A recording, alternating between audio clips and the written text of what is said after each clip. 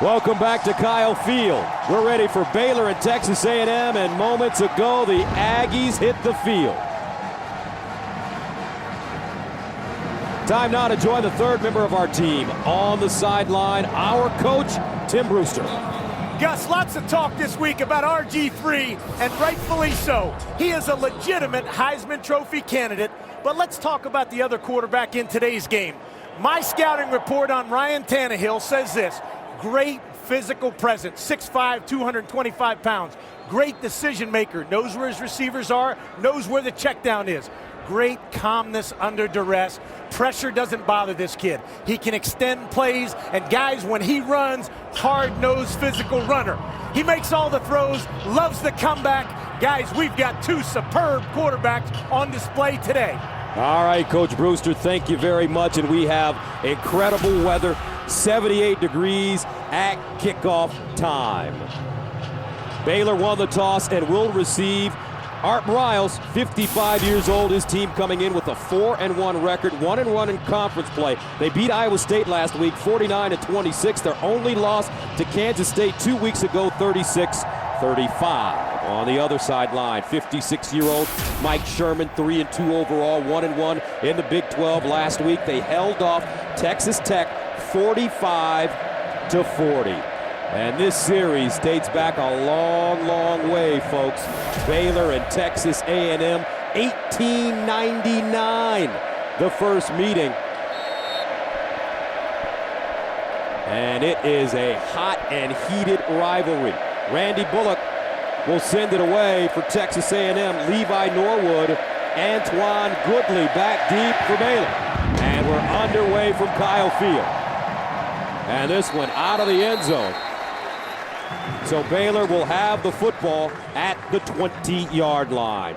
Time now for our Chick-fil-A starting lineup. And we start with the Baylor offense, ranked third overall in the nation, averaging 563 yards per game. And they run for over 200 yards per game. They establish a physical presence with Robert T. Griffin, the starting guard. And when they want to throw the football, Kendall Wright, wearing number 1, he may be the best player on the field, not named RG3. So Robert Griffin III, last week against Iowa State, 22 of 30, 212 yards and 1 touchdown. He also carried the ball for 107 yards rushing. First down and 10 at the 20.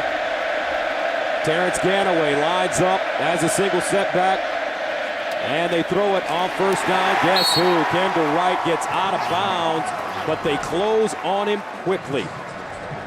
DeMontre Moore in the vicinity. Defensively, for Texas A&M, they're the worst passing defense in the country, averaging 347 yards given up per game as DeMontre Moore makes a tackle there. Let's take a look at the linebackers. Tough to run inside, especially with number 39, Eddie Brown. And then at linebacker, Stephen Jenkins, number 45, gets his first start for A&M. And in the secondary, number 5, Coriel Judy, is a tough physical presence on the corner. Third down and 9 at the 21-yard line. No gain on the last play. Empty backfield for Robert Griffin.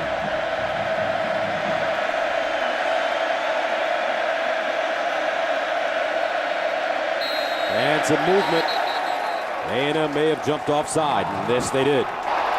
Offside. Defense number 47. Jumped in the neutral zone, caused offensive player to react. 5-yard penalty. Third down. Scott Novak, your referee today. And that is Caleb Russell, the Joker. So instead of third down and 9, Baylor faced with a third down and 4 at the 26. It changes what Baylor wants to do offensively. Instead of third and long and have to push it downfield. Now third and manageable. Robert Griffin III's legs come into play.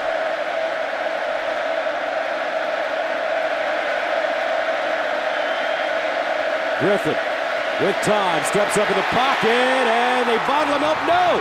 He breaks out of it. Oh, what a hurdle! Griffin down the sideline. Wow! He gets out of bounds at the 40. Also a late hit.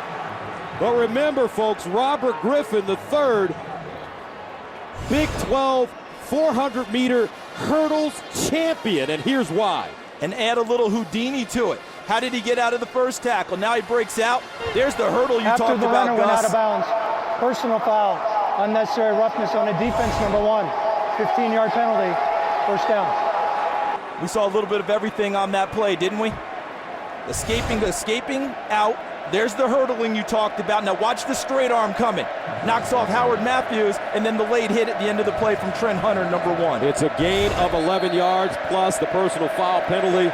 So Baylor now with the first down at the A&M 48 on their opening drive. They hand it off to Ganaway. And Ganaway will run straight ahead. Jonathan Stewart with the tackle. Ganaway's doing a terrific job running that football for Baylor this year. And he's running to his size. Listed at 240 pounds, he's running with every bit of that 240 inside and physical. Second down and 7 at the 45.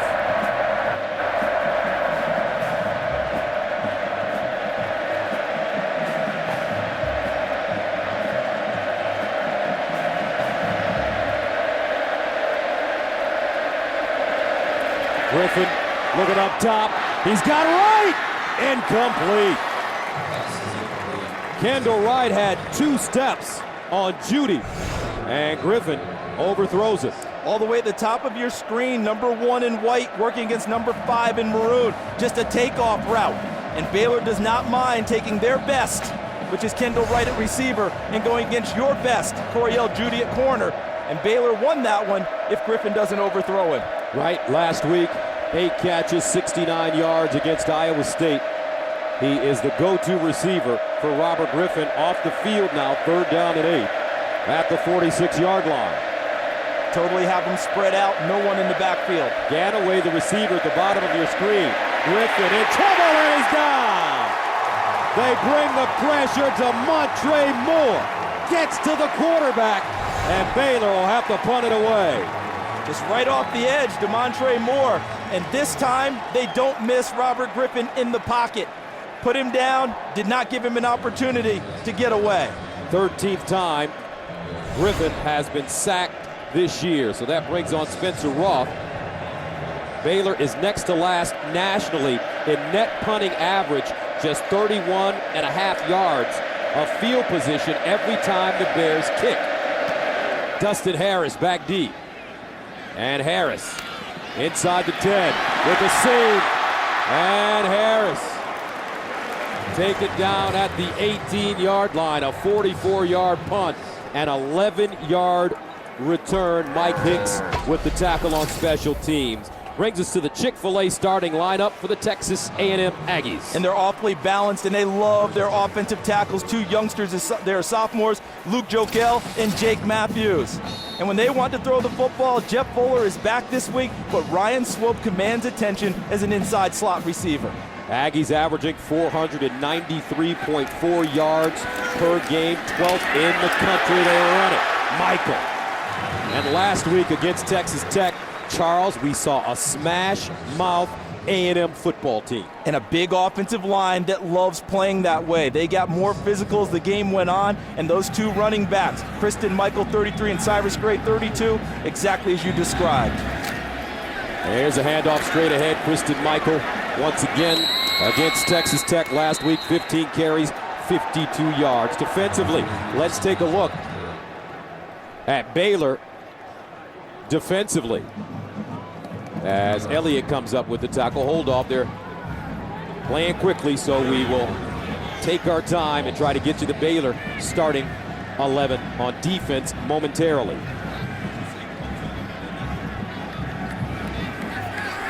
Third down and 1 at the 28.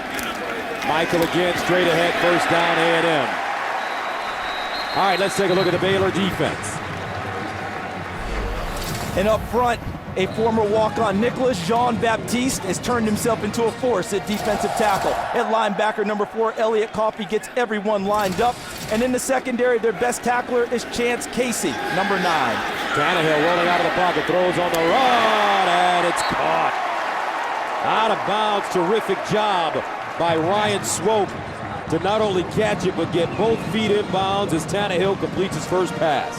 We saw Ryan Swope last week at Texas Tech, did not have his best game, uncharacteristically a couple of drops. You know he's ready to atone for that today.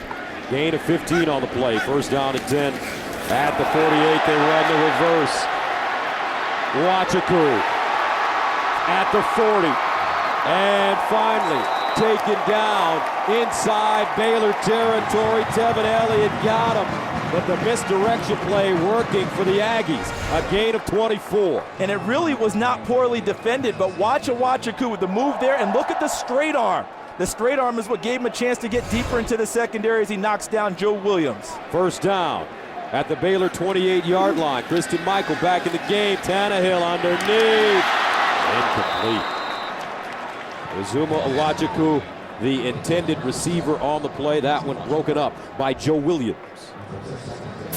So Ryan Tannehill against Texas Tech last week threw for 188 yards and a touchdown, ran 9 times for 55 yards, scored 2 touchdowns.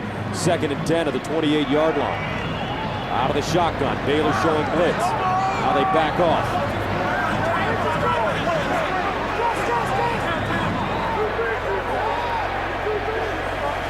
Tannehill over the middle, incomplete, and flags on the play. Swope, the intended receiver, Elliott Coffey covering. As Swope was trying to be the crosser, watch right in here. Elliott Coffey gets his feet stopped, and then as Swope starts up again. Pass interference on the defense number 4. Ball be placed, spot of the foul. Automatic, first down. You see, when Swope got his feet started again and Coffey's were stopped, his only play was to reach out and grab. He was not in motion, thus the pass interference call. So a first down for Texas A&M. 8th play of the drive that started at the A&M 19-yard line. They hand it off Michael. Running downhill, and Michael stopped by Ahmad Dixon. Gus, you mentioned something just a few plays ago about just how physical these running backs are. And even though that's a short gain, A&M will take that every time. Fire out, smacking people. They're hoping that small gain turns into a bigger one later. They pitch it. No, here's the rollout by Tannehill, and he finds Swope. Not very much of a gain as Ahmad Dixon smelled out the play, the sophomore from Waco, Midway High School. That was well defensed by Baylor. Little flow one way, come back the other. 3 receivers crossing in the sight lines of Tannehill, all 3 covered well. Cyrus Gray enters the game now for A&M. He's in the backfield. 3rd down and 8. Tannehill just throws it underneath, and that ball intercepted. Tevin Elliott. A bang-bang play, and Elliott just snatches it out of the air. Take another look. Ball was tipped inside by 76 Nick Johnson, and Tevin Elliott has the first turnover of the game.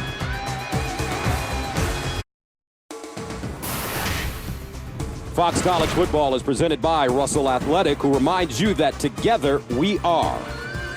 And brought to you in part by Just for Men. For mustache and beard, keep your edge. And by Buick. See real stories of human achievement on the Buick Human Highlight Reel at ncaa.com/Buick.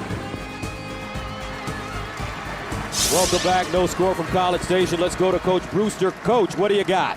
Gus, Sean Porter is matching up on 3rd down against Robert Griffin, the 2 best athletes on the field. What Robert Griffin wants to do, he does not want to run. He's got to get the ball out of his hand. But if he decides to scramble, Sean Porter is on him. It's an excellent point, Coach, and what he's doing is they're trying to do it in 2nd and long or 3rd and long and try and have Porter hug the line of scrimmage so there's no space for Griffin. First down and 10 of the 27-yard line. And they hand it off. No, fire to the far side, and that ball is caught by Tevin Reese as he gets out of bounds. 2nd leading receiver on this Baylor squad. That's his 19th catch of the year. A gain of 3. 2nd down and 7 at the 30. Now Griffin rolling out of the pocket, throws on the run, and caught. Terrence Williams. Notice on that play, it looked like a sprint to the corner, and many people thought Griffin would take it and run with it. Brought the defense out of, maybe moved the defense out of position. He fires off to a wide receiver for a nice gain. First down at the 38-yard line, a gain of 8 on the last play. Griffin, pump fake, fires once again. It's Terrence Williams, and Williams will gain about 5.5 on the play Judy comes up with the tackle out of his cornerback spot. Gus, what Brew was talking about with the spying of Texas A&M, it's really only going to be effective if they get them into 2nd and long or 3rd and long. If Baylor stays ahead of the chains and cuts down the yardage needed, the spy won't be very effective. 2nd and 6, they drop it off to the tight end underneath, and that's Niver. Jordan Niver with his 10th catch of the season, the sophomore from Spring, Texas. Here's Niver right here. Watch how easily he gets into the secondary, and Griffin just throws it out to him, and Niver takes it right upfield for a nice gain. Our first down line is brought to you by Russell Athletic. First down at the 42. And a flag on the play. Ball start on the offense. Number 78, 5-yard penalty. First down. That's Ivory Wade, the junior right tackle. I believe that's his 2nd one of the ball game. The first time he actually got the call against A&M when they stepped in the neutral zone. This time it goes against him. Robert Griffin, 5 of 6, 32 yards to start this game. He's now faced with a first down and 15 at the 47.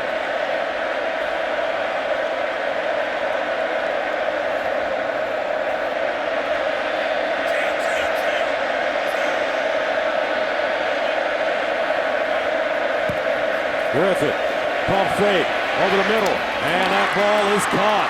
Griffin throwing a strike on the play as Lanier Sampson grabs it, and Sampson gains 18 yards. And look at what they had set up in there. They ended up having a 6-man box count on the last play. That meant Robert Griffin had his option, run it inside with Ganaway or fake it and throw it. Griffin again, all day to throw the ball over the middle, incomplete. That one hit Kendall Wright in the hands, and the normally sure-handed Wright unable to hold on to that missile. And you know why he didn't catch this one? Look what he came out of. See that? It was 3 people that he was running through, and at the end of the play, it looked like Caleb Russell's hand got in the way and maybe distracted him a bit. 2nd down and 10. This time Griffin hands it off to Ganaway. He'll run straight ahead. Stephen Jenkins with the tackle, and that'll bring up a big 3rd down for Baylor.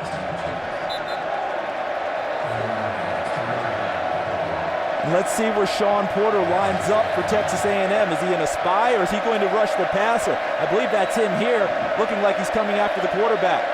3rd down and 6 at the 25. They need to get to the 19 for a first down.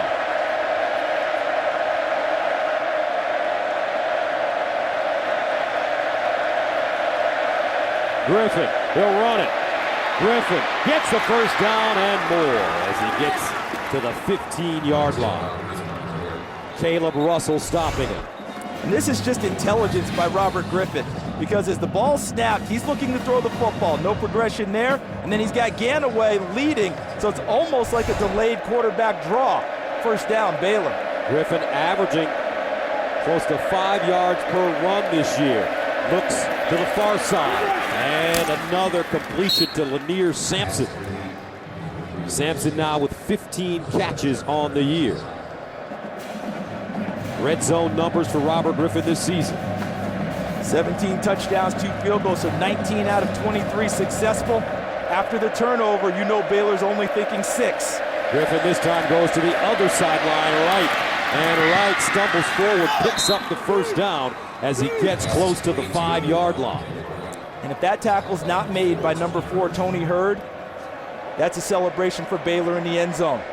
That's what happens with spread offenses. Many tackles in open field become touchdown-saving tackles. First down and goal to the 7. 11th play of the drive that started at the Baylor 27. They hand it off.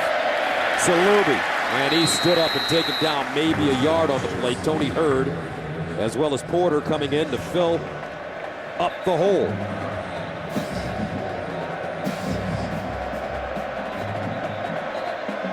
Second down and goal at the 6.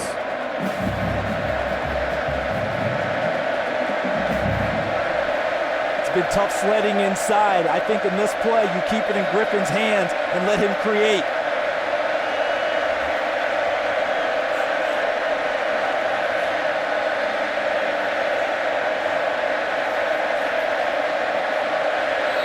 They may not get this play off.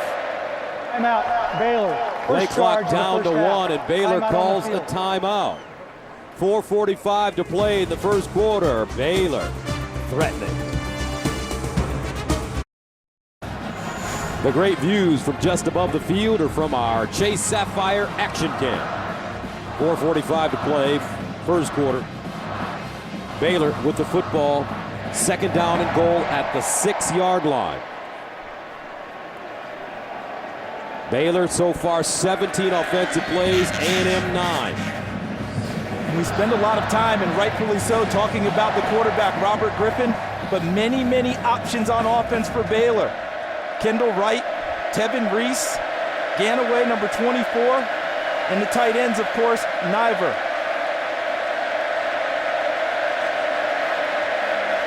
Griffin, short drop, underneath, touchdown Baylor.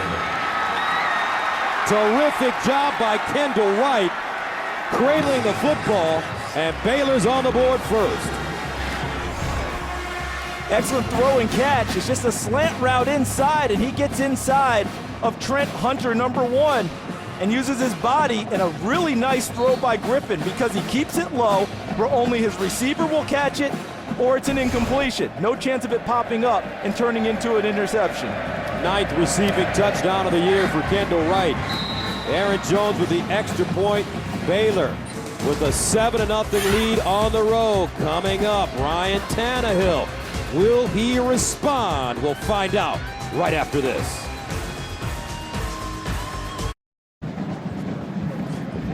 Now look at the Baylor scoring drive. 12 plays, 73 yards. They eat up 430 as Wright catches his 9th touchdown pass of the season. Robert Griffin, 9 of 11, 66 yards and a touchdown. Remember, we said at the top he can beat you with his arm and his legs, but how about his mind? He understands that if he throws that football into traffic and the ball pops up, it could be an interception. He put it in a spot where only his receiver would catch it, or it would be a harmless incompletion. So Ryan Tannehill chomping at the bit after throwing an interception on A&M's first drive of the game. Ben Park sends it away, and here comes A&M as Ben Molina returns the football, and he gets it to the 27.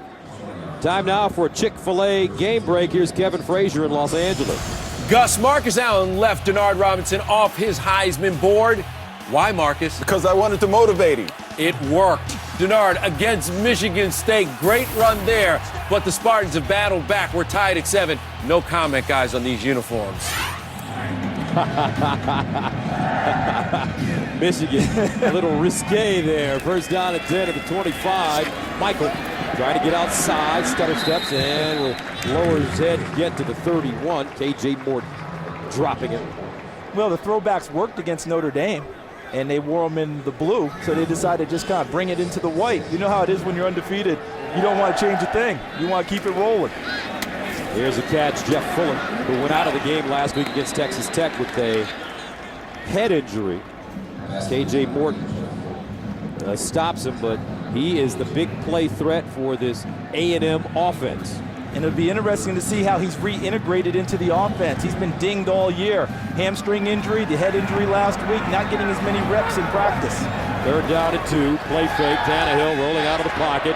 He has running room, and he'll pick up the first down. What an interesting young man. Had a chance to sit down with him yesterday at the A&M facility. And we talked to him and enjoyed our time with him, and we all got out of it. He's got a good mind. Coach Brew talked about his decision-making at the top of the show. There was another example. No open receiver. Use your legs to pick up the first down. First down at 10 at the 37. And the handoff, Michael. And he'll hop forward. Kristen Michael over the 45-yard line to the 47. A 9-yard pickup. Second and short for the Aggies.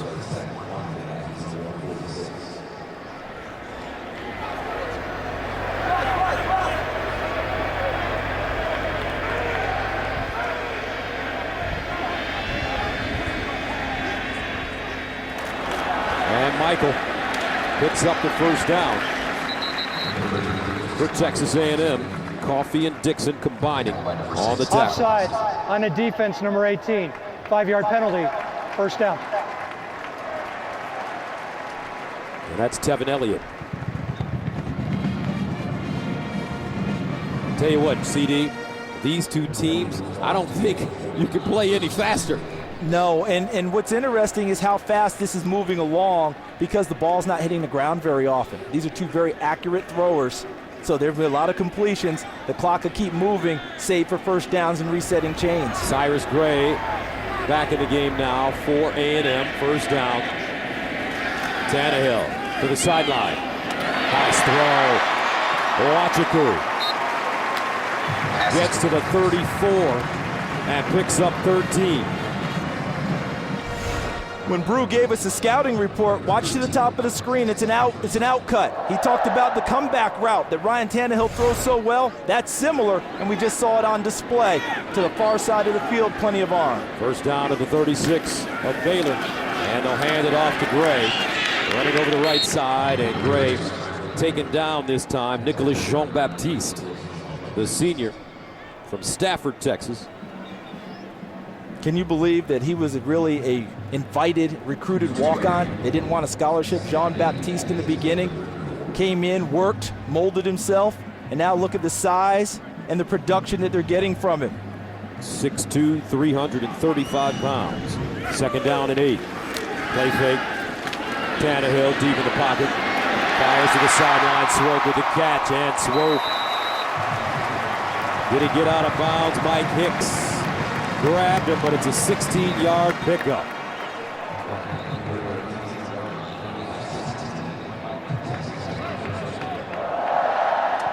Nice job by Ryan Swope working through traffic from one side of the field to the other. Tannehill with protection and patience finds him. Swope in the slot. Tannehill stops, that one deflected. And incomplete. Nicely done by K.J. Morton to get a hand on that football. Tannehill threw a touchdown on this play last week. See, that's K.J. Morton, the corner, coming on a corner pressure, corner blitz from the short side of the field, and does an excellent job getting both hands into the passing lane and batting down an intended pass. Ninth play of the drive that started at the A&M 25, 2nd and 10. Here's the pitch. Gray wants to throw it. Enzo Fuller. Incomplete. No flag on the play. K.J. Morton there defensively for Baylor. So watch here at the bottom of your screen. Number 8 Fuller, a little stop and go, fakes the stalk block, a little contact and he got a hook on the backside, but I thought they had both hands on each other. A good non-call. Third down and 10. Tannehill on the move. Fires. Incomplete. That one thrown low, intended for Wachiku, and that'll bring on Randy Bullock to attempt a field goal. And you know who's especially happy right now? Is Phil Bennett, the defensive coordinator of Baylor. Their strategy in this game, bend but don't break, and anytime they have a chance to swap 7 for 3. Remember, the offense gave them 7. If they can hold A&M to 3 here, they'll be ecstatic. Randy Bullock, 9 for 10 this season, had a 45-yarder last week against A&M, and he remains almost perfect. 35-yard field goal. Texas A&M on the board with 1:24 to go here in the first quarter. Now tonight, ALCS Game 6 is in Arlington, Texas, and the Tigers hope to force a decisive Game 7 while the Rangers look to punch their ticket to the World Series. Legends are born in October. Game 6 of the ALCS between the Tigers and Rangers begins tonight at 7:30 p.m. Eastern, 4:30 p.m. Pacific, only on Fox.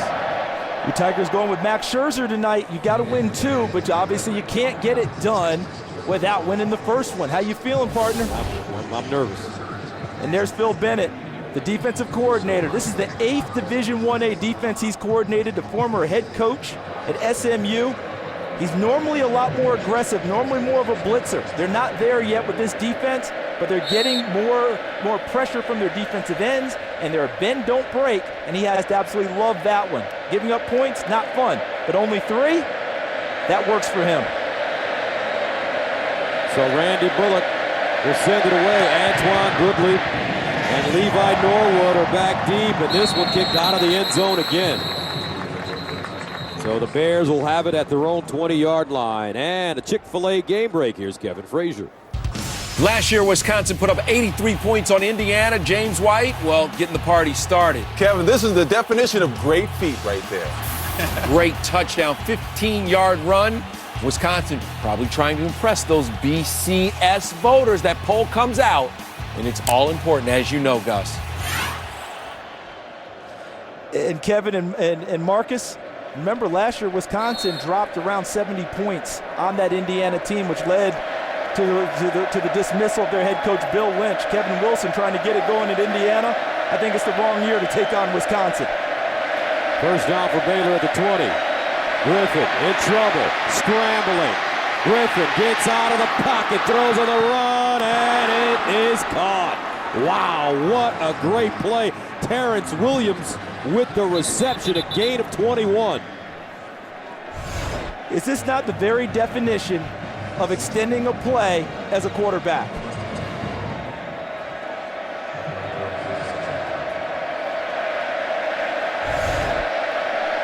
First down at the 36 now for Baylor. And a handoff, Ganaway. And Terrence Ganaway has done a terrific job. Last week against Iowa State, 23 carries, 200 yards, and 3 touchdowns. Gus, in his career at Baylor, he had 495 total yards coming into this season. Coming in today, he's already run for 536. Second down and 9 at the 37.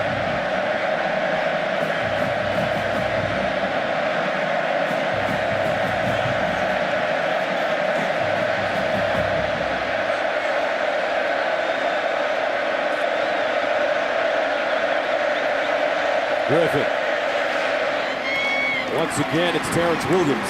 And Terrence Williams becoming a favorite target. He came into this game with 14 catches, averaging close to 15 yards per catch.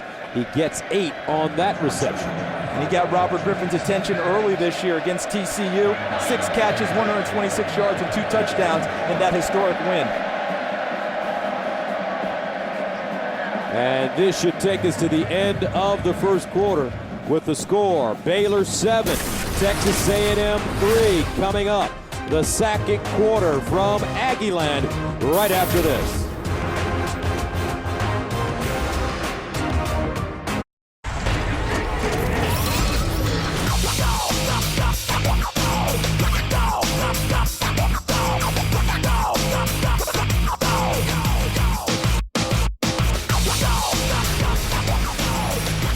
And welcome back. Start of the second quarter. Baylor leading 7-3 on the road. Gus Johnson and Charles Davis and CD.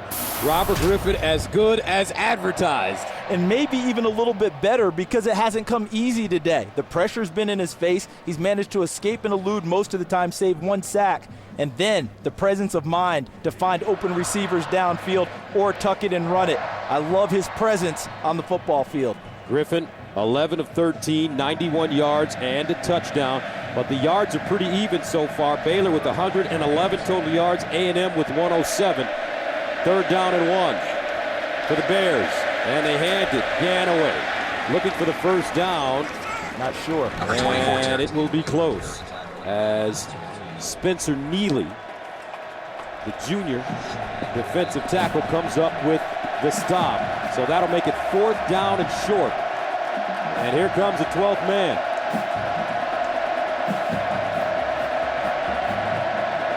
Looks like Baylor's going to go for it. And they've run in an extra big guy. This is a perfect opportunity for a big fake by Robert Griffin and try and get something deep. They hand it off Ganaway and a first down Baylor. Number 24, Terrence Ganaway runs 47. And you got to give that man a lot of credit. Art Briles named Baylor's 25th head coach.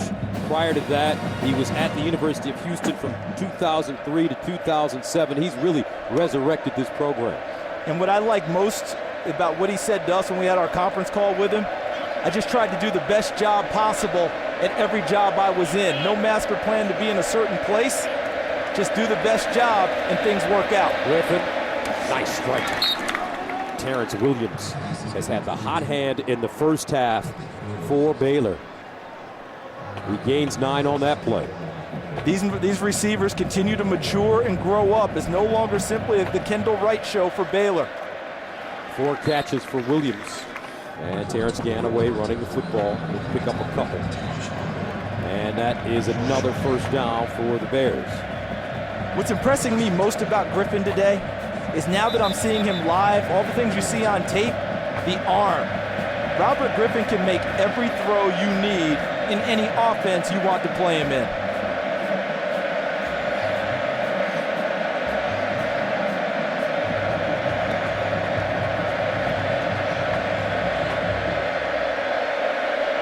From the 42.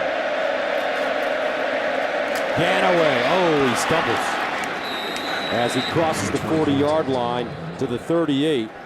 Looks like he tripped over Jordan Nivar, his teammate. Yes, he did. 2nd down and 8. Griffin firing up the sideline, incomplete. Terrific coverage there by Terrence Frederick. Terrence Williams, the intended receiver. What a game for Terrence Frederick last week. On a defense, number 8. Line up in a neutral zone. 5-yard penalty. 2nd down. He did play awfully well. Garrick Williams was bluffing a rush towards the quarterback and got caught on the snap count in the neutral zone. But you're right, Terrence Frederick was terrific last week at Texas Tech. There's Tim DeRuiter, the defensive coordinator for Texas A&M. Not enjoying the penalties that his defense has caused so far. They're helping to keep drives moving for Baylor. 2nd down and 3 at the 35. Glasgow Martin in the game and running back. And Glasgow will go straight ahead, the sophomore from Round Rock, Texas. Stony Point High School. And he gains a yard.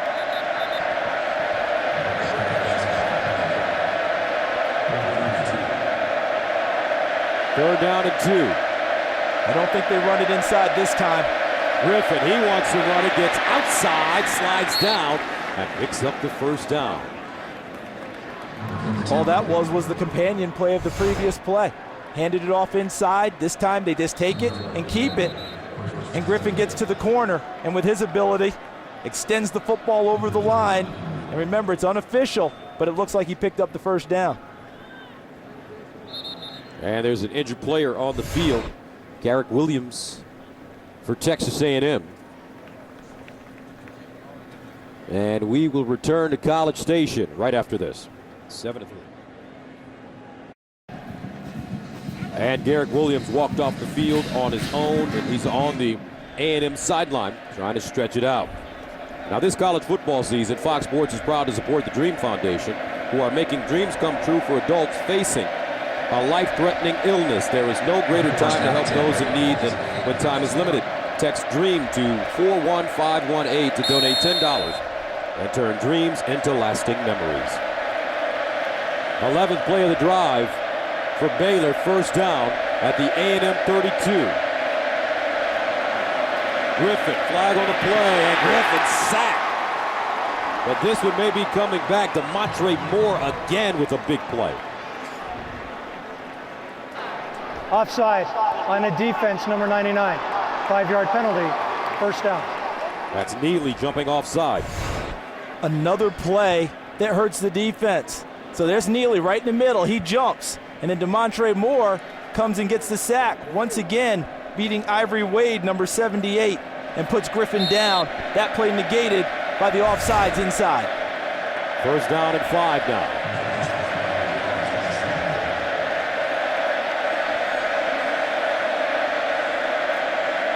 Griffin firing out wide. Nice catch. Tevin Reese. And Reese tiptoes out of bounds inside the 20, making the 18 a 9-yard gain. And Gus, the penalties by Texas A&M's defense, it doesn't just hurt them in field position, it hurts them with strategy.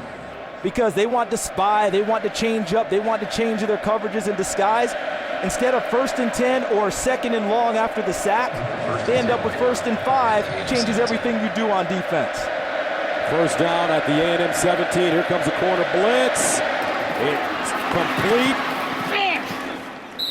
Sampson and Robert Griffin had a defender right in his face, and he stood in there for a gain of 9. Stood and delivered. 2nd and 1. And it's Ganaway. And Ganaway gets inside the 5.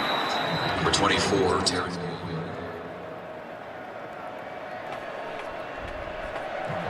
That was a nice run after contact by Ganaway. He should have been down in the backfield. The hit from Lionel Smith as we look at the play chart. 14th play of the drive that started at the Baylor 20-yard line. They're eating up clock and keeping that A&M offense off the field. Salubi in the backfield.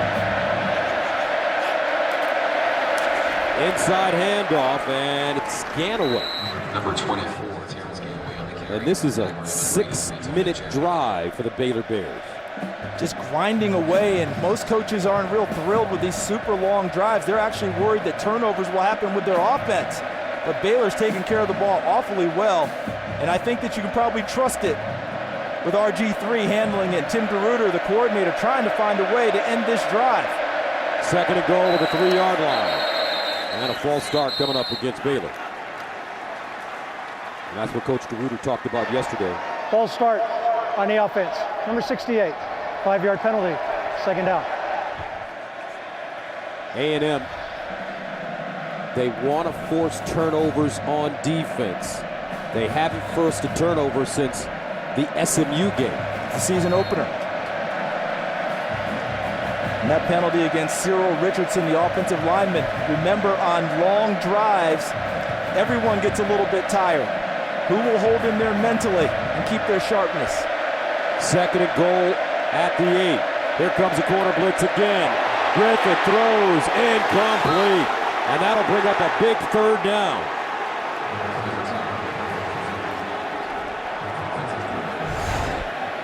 And I believe Baylor got away with one here. That is a hold. The very definition. Cyril Richardson, the left tackle. 3rd down, goal at the 8-yard line. Salubi motions out of the backfield. Griffin sacked again. They got him from the backside. Wonderful job. Caleb Russell gets to the quarterback. Normally coverage sacks occur because you've covered downfield for a long time. But the coverage is good on the initial throw from Robert Griffin. He wanted to fire a slant inside early, but the coverage was so good he couldn't throw it, and then the defenders got to him and take him down. Aaron Jones in to attempt a field goal. 31 yards. No good. So the Texas A&M defense holds. Robert Griffin on the ground for the 2nd time. 7-3, Bears.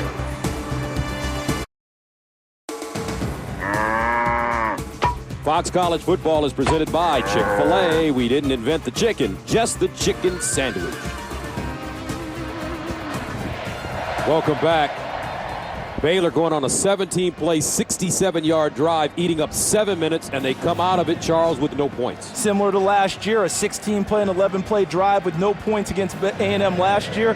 Remember, A&M, as we said, hasn't forced a turnover really since SMU. They got one against Oklahoma State when Justin Blackman fumbled out of the end zone, but that doesn't count to them. That didn't feel right. They didn't force a turnover, but no points. Felt like they forced a turnover on that drive. 1st down and 10 for Tannehill. And on 1st down, that ball knocked away.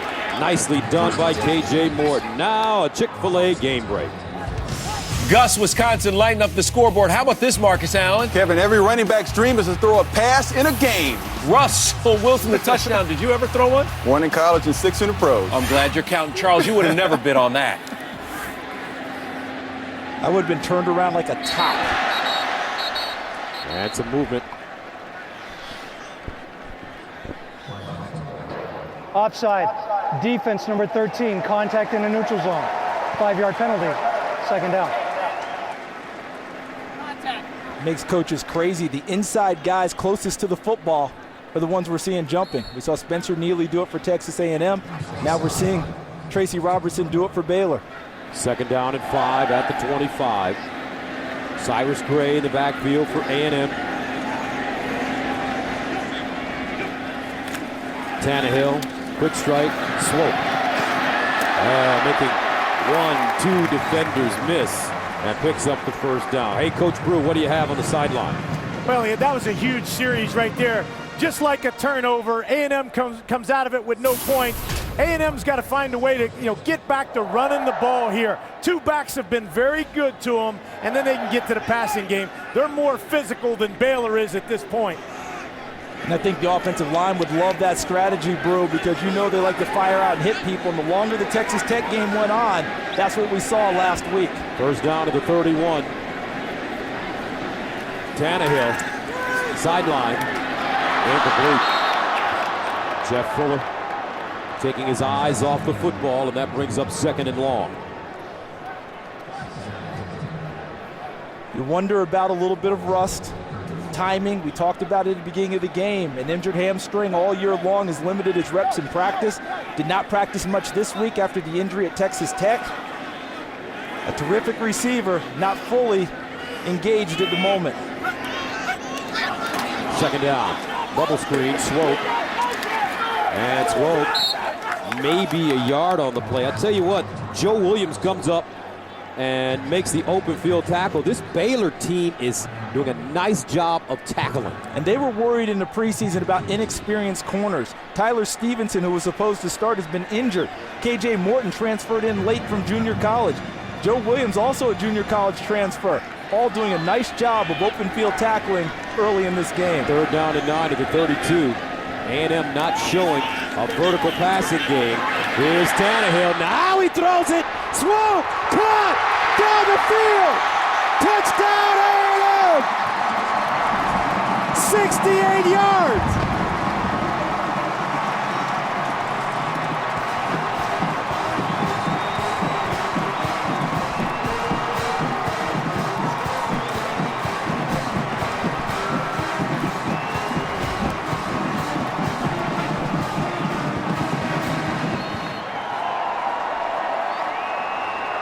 Mike Sherman told us in our meeting that one of his goals was to have more strikes downfield. He said he hasn't done a good enough job calling them, and they haven't executed it. A mission accomplished early today. 10-7. A&M. Aggies making big plays when they need them. First a missed field goal, and then Tannehill finding Swope. Aggies by 3. Coming up on the Geico Halftime Show, 13 unbeaten teams in action. We'll tell you who's rolling and who isn't. It's all coming up in moments when Kenny Stabler, no, actually Marcus Allen, joins me at the half. Kevin mistaking Marcus for the snake. But how about this kid? He may have a nickname like that down the road. You just get the feeling Ryan Tannehill is just getting started in his career. Remember, he sacrificed the first 2 years here really playing quarterback. Almost 3 years by playing receiver. Didn't get a chance to play quarterback full time. So every week out is a growth experience for him. This will be Goodley. He'll return it, bringing it out of his own end zone. And crosses the 20 and gets up to the 24. Tannehill with the longest pass completion of his career, 68 yards to Swope. And watch Swope working inside. He'll get a bite here and a bite from the safety and then go upfield. See, he works there, little stop and go. There's the bite from the corner. Morton, number 8, and then over the top, Sam Hall is supposed to help pick him up, but the move defeated him, and Swope goes the distance. And Hall will get an earful from his coach. 1st down and 10 at the 23. Swope with his 3rd touchdown reception this year. Griffin, strike, up the sideline, spinning, wow! Terrence Williams, 77 yards! And just like that, the Baylor Bears strike back.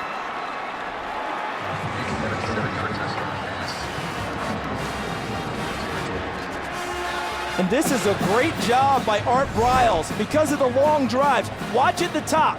Coriel Judy, number 5. No real jam. It's a free release. And a good job by Terrence Williams with a slight push off of Judy to spring himself free, and he's gone. But what I liked about it was Art Briles understanding after long drives, strike quick.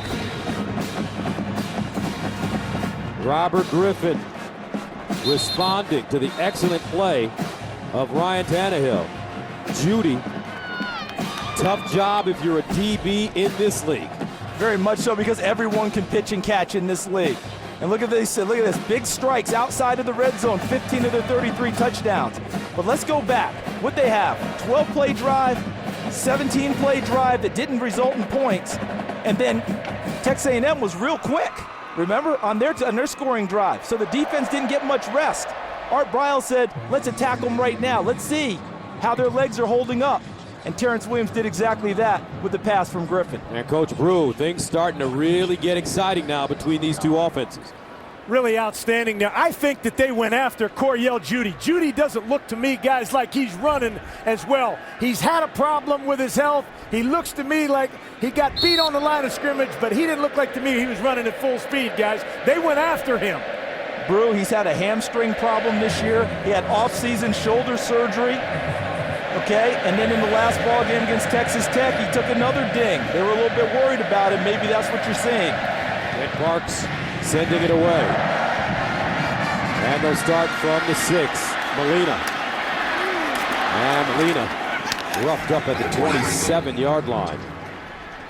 Tackle by number 12, Cordarius Wilson. And it's a 21-yard return for Ben Molina. So now Ryan Tannehill. His turn.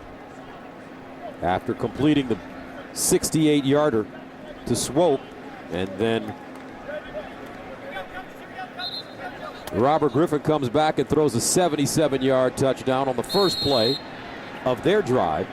Tannehill will have the football at his own 27. I think on this drive, Texas A&M would obviously take another quick strike for points, but I think they want to get their defense a little bit of rest and try and get an extended drive going, moving the football on the ground. Here's the pitch, Michael. And Michael tripped up in open space again. Joe Williams, the sophomore from St. Louis, Missouri, Riverview Gardens High School. He's really playing well early, isn't he? Yes, he is. We're seeing a lot of open field tackles from him, and on that play, he defeated a block and tripped up the back. 2nd and 10. Tannehill, sideline, caught, nice job. Wachiku looking for a crease, and a late flag on the play. This will be a late hit. Wachiku getting to the 45-yard line. A 19-yard gain, and add another 15 to that one. It'd be the last tackle. The defender came in and hit him in the head area. Personal foul, unnecessary roughness on a defense, number 6, spearing. 15-yard penalty, first down. Watch as Wachiku finishes the plays. Going down, he's down there, see, leading with the head, the defender from Baylor, and that's where the flag came in. Going down, head contact, helmet to helmet, Ahmad Dixon, number 6, and that's why the flag was thrown.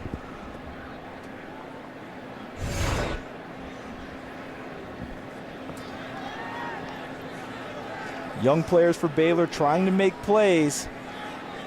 A little overzealous on that one.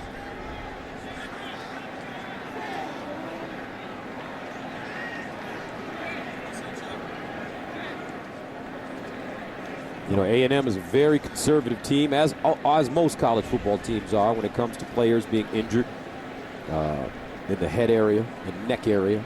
Jeff Fuller last week went out, and we talked with Mike Sherman, the head coach. He said it really wasn't a concussion, but we're always going to err on the side of safety and caution for our players. That's number one and paramount. Wachiku got hurt last week in the game against Texas Tech. He ended up coming back and finishing that game. They'll take him off now for additional attention. So Tannehill now with the football at the Baylor 39, first down. Straight ahead, Michael, and a flag. Face mask coming up, Randy Chadwick. Rodney Chadwick with the Personal tackle. foul, face mask on the defense number 26. 15-yard penalty, first down. Easy call for the officials. Chadwick folding down the line of scrimmage. A nice job by him, coming straight down the line to make the tackle, except he hooked the face mask. The call goes against Baylor. Now the penalty's mounting against the Baylor defense, helping Texas A&M's advance. First down line brought to you by Russell Athletic. From the 23, A&M, they've received help from this Baylor team with penalties. The handoff, Michael, he spins, stiff arm, out of bounds. A 16-yard pickup for Kristen Michael. Watch Brian Thomas here at right guard. And to his right, Jake Matthews and Patrick Lewis double team at the center and then gets upfield to take out the linebacker. Well done by the center, number 61, Patrick Lewis. First down and goal at the 7 now. Michael, the deep back, out of the I formation. Tannehill to throw. No, the shovel pass. Michael, did he get there? Touchdown!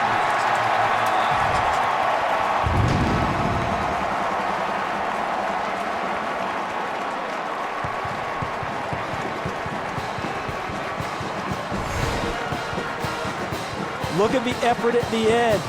The hand is extending, the ball is extending, getting it over the line. The call on the field is a touchdown. I think that with his hand down, helping himself is not a forearm that's down. They'll review it. The previous I think it'll be a play is under touchdown. review. So the play now being reviewed. Kristen Michael stretching out over the goal line, and you be the judge. We'll show it to you from multiple angles. Missed tackle there by Dixon, determined running, and I feel like at the end of the play, he aided himself with his hand down. It's not a forearm. See, and he's helping himself get to the line of scrimmage. You know, when you catch a ball and you're going down, see right there, they could determine that's a forearm, but I think they're going to call it a hand. Because at a hand, if you catch a ball and you're going down, you use your hand to help yourself get up and you don't put a knee down, you're still good. The forearm going down, they consider that the body part down. I think they're going to call this a touchdown and leave it. Well, this confirmed. Touchdown. Kristen Michael with his 7th rushing touchdown of the season. And Texas A&M with an opportunity to take a 3-point lead.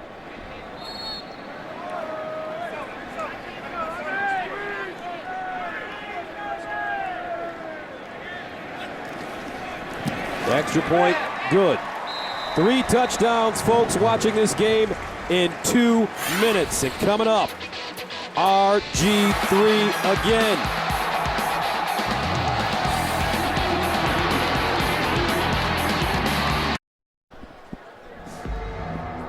Wednesday, television's most talked about new series is just getting started. Don't miss an all-new episode of American Horror Story this Wednesday at 10, only on FX. As you take a look at the scoring drive, 5 plays, 73 yards, a minute and 38, 3 touchdowns scored in less than 2 minutes between these two teams. 3 lead changes. And that drive aided greatly by 2 big penalties against Baylor, 2 personal fouls that advanced the ball quickly for Texas A&M. Antoine Goodley, Levi Norwood back deep. And this will be Goodley. Down the sideline. And he steps out of bounds at the 22. All right, let's take a look at the Russell Athletic game summary. This is how it all got started. The sack by Caleb Russell led to the missed field goal by Baylor. Felt like they forced a turnover, and they hit him quick. The big pass from Tannehill to Ryan Swope for a touchdown. But one play later on offense, Baylor to Terrence Williams, Robert Griffin to Williams. He goes the distance, and then aided by a couple of big penalties. A&M right back at them for a touchdown. How long did that take, partner? For 3 touchdowns, a minute 55? That's right. First down and 10 at the 22-yard line for the Bears. Here's Robert Griffin running the football straight ahead. And he'll get to the 31. This young man, #1 nationally in completion percentage, #1 in touchdown passes with 19. As they hand it off and a tackle for a loss. Salubi running the football, but he runs into Spencer Neely, who drops him for a loss of 1. Looked like his dad playing in the NBA, roaming in the paint and going off of bodies and checking it up. Spencer Neely chested up the runner and put him down. 3rd down and 4 the 28. A&M, they jump offside again. 3-play over the middle. Right with the catch at the 47, and he gets laid out. A 19-yard gain. Stephen Jenkins put it on him. Flags down on the play. Offside. Defense. Penalties decline. 1st down. And that's taking advantage of a free play by Baylor. The offside jump, and so you push it downfield a little farther, and Sean Porter, #10, with a big hit after the catch.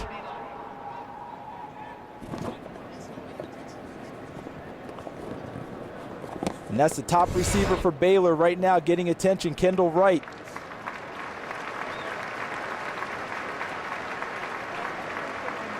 Wright shaken up, but he is a tough customer. Some people see him as being a college version of Steve Smith, the great Carolina Panthers receiver. And if someone gives you that compliment as a player, you take it and run with it, because we're talking about toughness. We're talking about not just flash and dash, not just making big plays and catching the football, but running through traffic, bouncing off people, making tough catches in tough spots. And we just saw that with Kendall Wright. Sean Porter actually making that hit for Texas A&M. A 19-yard gain, 1st down and 10 at the 47. Griffin has been sacked twice so far. Quick strike, incomplete. Intended for his tight end, Niver. And he just drops the football. And this is the spot where Tim DeRuyter, the defense coordinator for Texas A&M, is imploring his players now. We have to win 1st and 2nd down to earn the right to rush the passer. If we can get to 3rd and long, I can turn you guys loose. But you have to win 1st and 2nd down in order to do so. Aggies are looking for turnovers, though. 2nd and 10 at the 47.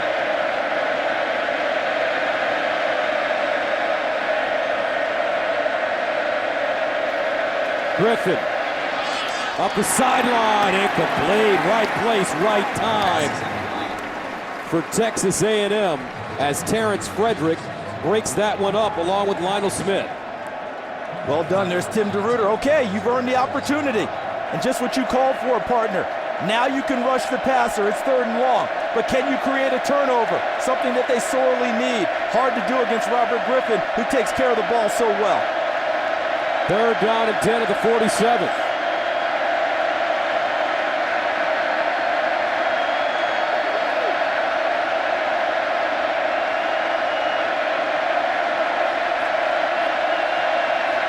Play clock winding down to 5.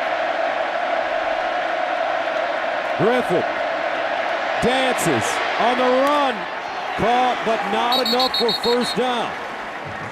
Dustin Harris with the tackle on Kendall Wright back in the game. And we got to see the spy technique that they wanted. This is Sean Porter 10. Watch him move to the middle because he's spying Robert Griffin. See, he wants to move where Griffin goes, ends up going the opposite direction when Griffin gives him a fake. So the Bears going for it on 4th down. They need 2 yards. Gutsy play here with the ball at the A&M 45. And they've gotten them to jump a couple of times in this game. Could they try and get them to jump here in this field position and get a cheap one? And Griffin. They're not going to run a play. Baylor, 2nd charge of the 1st half. 30-second timeout. That's what they were trying to do. They were hoping to get A&M to jump, pick up a cheap one there, end up taking it there. And now they got to decide if they're going to punt it or still go for it. And Coach Brewster, this A&M defense is starting to get that bend but don't break philosophy down pat last few series. Yes, they are, Gus. And I tell you, right here in this situation, I think Art Briles has got to think about field position. Before the half, you got to force A&M to go 90 yards to try to get points. To me, I punt this ball every time, guys. And Tim, don't you think here you play punt safe on defense if you're Tim DeRuyter? Absolutely. You've got to play punt safe. You got to look for the fake. But Art's got to play field position here. This is too big of an opportunity to make it. I agree totally. The tough part for him is he's got a freshman punter that shanked a few this year. So Spencer Roth, his first kick, 45 yards. Dustin Harris is back deep.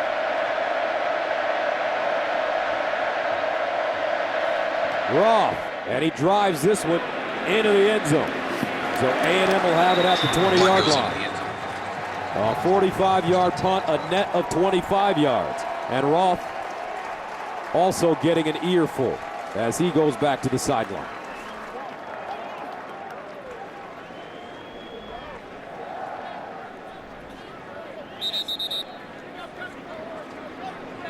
So how about this Baylor defense, Coach Brewster? Well, again, the plan, again, for Baylor is their A&M is to tire the Baylor defense out. The screen plays play a huge part. All the bubble screens, guys, force 11 defensive players to chase the football and only 3 or 4 on offense. It's part of the plan to tire them out, use the screens. First down and 10 at the 20-yard line. Cyrus Gray in the backfield. And they hand it to him.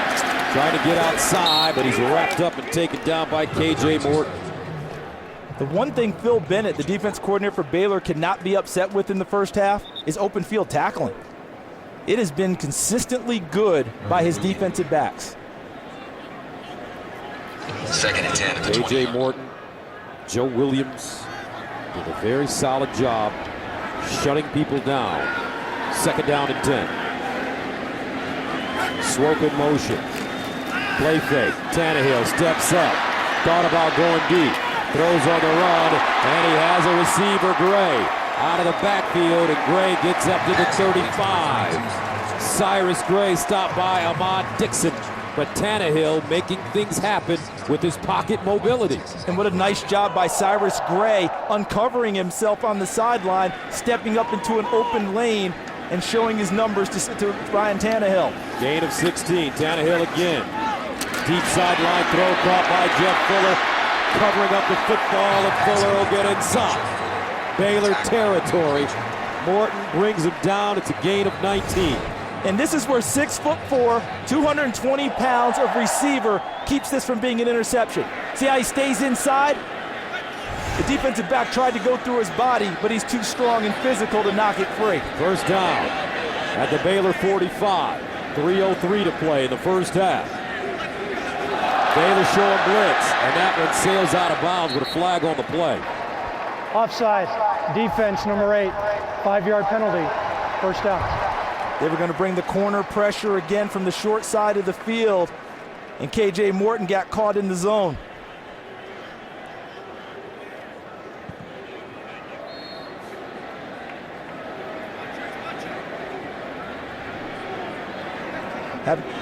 Have not noticed Chance Casey, their best cover corner on the field in a long time, Gus. They're having to go with a backup.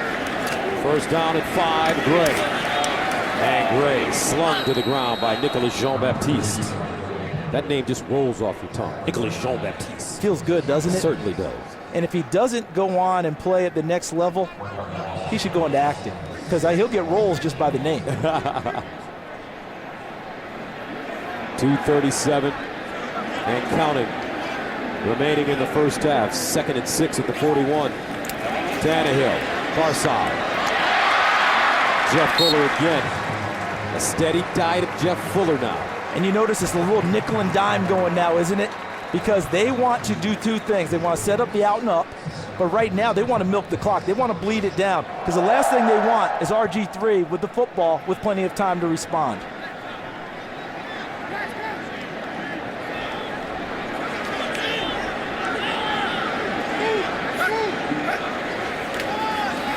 Gray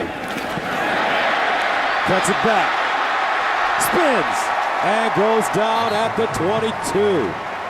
Elliott Coffey, Mike Hicks there to stop the slippery Cyrus Gray. Watch him. Sticks his foot in the ground and finds it. And look at the vision on the cutback.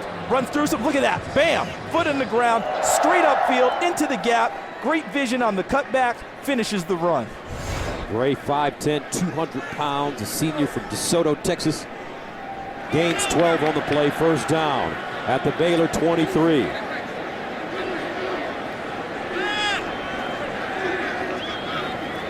Tannehill.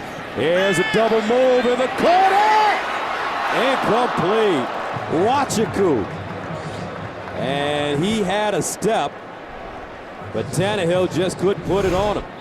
They set it up with all the out routes they've run on this drive. And as we anticipated, the out and up came, and Tannehill just missed an open Wachiku. Second and 10 at the 23.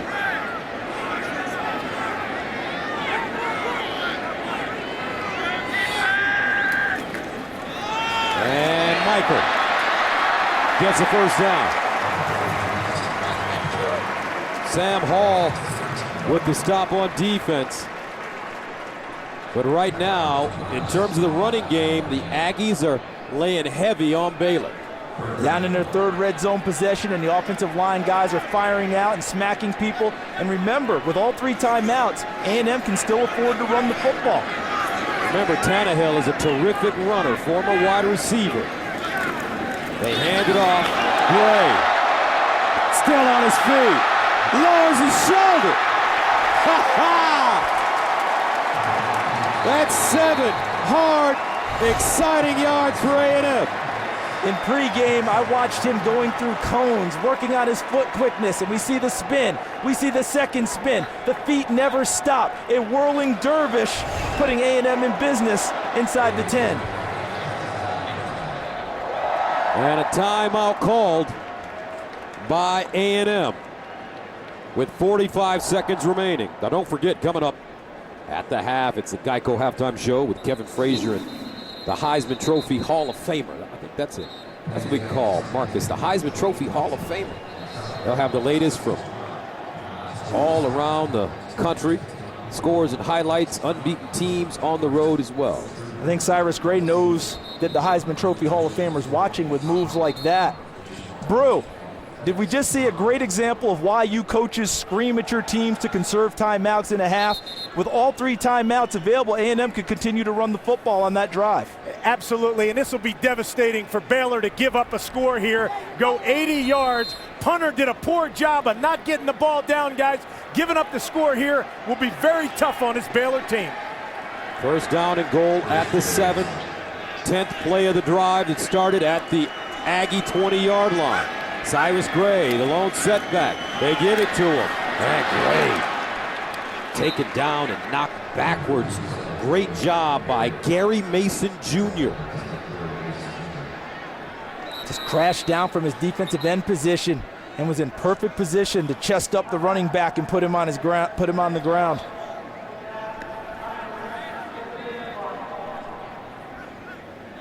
And that's the second timeout call by Texas A&M with 34 seconds remaining in the first half.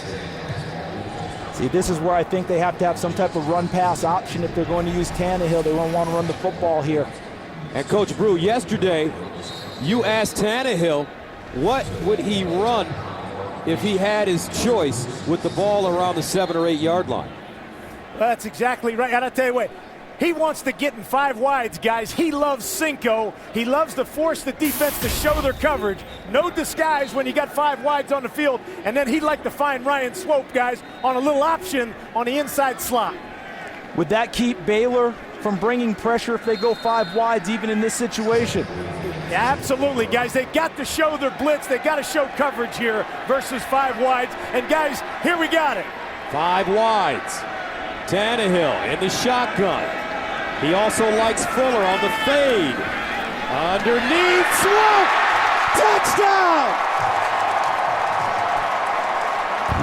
Great call, Coach Brewster.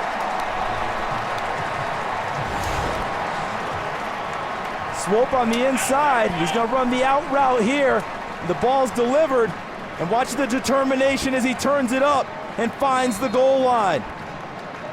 running against Ahmad Dixon, their best defender, but he beats him to the outside and turns it upfield. Extra point up and good. 33 seconds remaining in the first half. A&M up 24-14. Look at the finish from Ryan Swope. Knows where the goal line is, puts it right on it. That's a touchdown. A&M with another one, and they bled the clock all the way down to 33 seconds. Makes it tough to respond for RG3, but how about the call? Yes, Tim, you asked him for his favorite call down there. He delivers it for you on cue. Ryan Tannehill nailed it, didn't he, guys? And I'll tell you what, Swope did a great job of pushing the defender and separating, creating some space for the touchdown. Nicely executed play. As you take a look at the scoring drive, Swope, 7 catches, 114 yards, a couple of touchdowns in the first half. His 6th 100-yard receiving game of his career. Tannehill knows how to find his favorite receiver in money moments. Ryan Swope has been consistently good all year long, but I thought he had a little bit of an off game last week against Texas Tech. A couple of uncharacteristic drops. Wasn't the same presence we normally see. Obvious he spent all week thinking, I'm going to show you guys again. 33 seconds to go. Robert Griffin will get another opportunity. And this is Goodley. And Goodley gets to the 25. So Baylor with 1 timeout remaining. The Bears take over with 29 seconds to go at their own 24-yard line.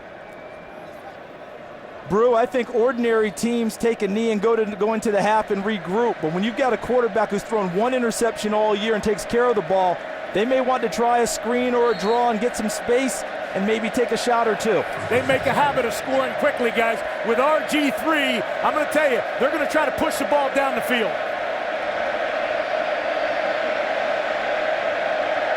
Griffin. Almost picked off. And it is picked off. Touchdown A&M. Trent Hunter.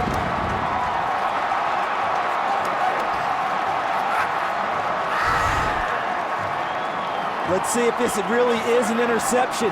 Driving on the football, that ball hits the ground and then bounces up. That was Charlie Thomas, number 9, the linebacker. That's got to be an incompletion. And bring it back for second down. I think the previous play is under review. That's very easy for the replay officials. So now Baylor can regroup and think about second down. See the ball go through Thomas, clearly hitting the ground. Then it kicks off of the foot of Kendall Wright and pops up into the air, creating the illusion that it's a tip drill. Ground easily. So the replay officials, they know that's an incompletion. Now they have to determine the time left, Gus, and what's left in the half. They've got to reset the clock.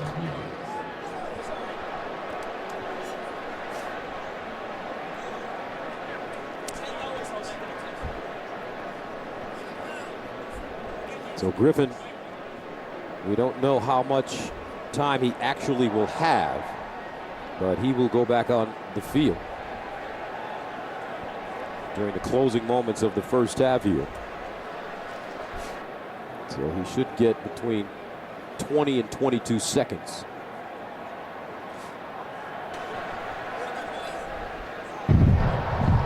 After review, the ball hit the ground, therefore incomplete pass. It'll be Baylor's ball, 2nd and 10 on the 24-yard line. Timer, please reset the game clock to 25 seconds. 25 on the game clock. So he'll actually get an extra 3 seconds, 25. So after you trust your quarterback, Brew, and he throws one like that, do you tuck your horns in here or do you continue your trust? CD, I take a knee here and get in the locker room right now. Let's go. Let's go make some halftime adjustments. Let's take a knee and get out right now. You gave him an opportunity. He scared you to death. Let's get out of here and regroup, says Tim. I don't know if that's the Baylor philosophy. He's only thrown one interception all year long. Let's see, he's under center. That seems like a handoff play.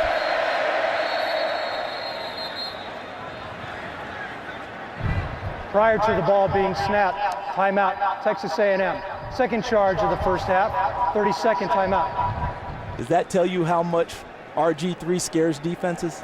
In a situation it looks like you're going to go ahead and shut it down, they want to make sure that they're covered in all facets, just in case he wants to do something big. He did throw a touchdown in this game, a 77-yarder on one play.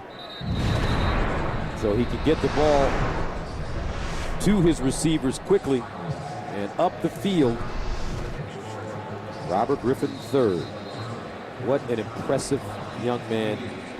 And I'm more impressed with him off the field than on the field. The son of 2 Army veterans, graduated degree in political science in 3 years.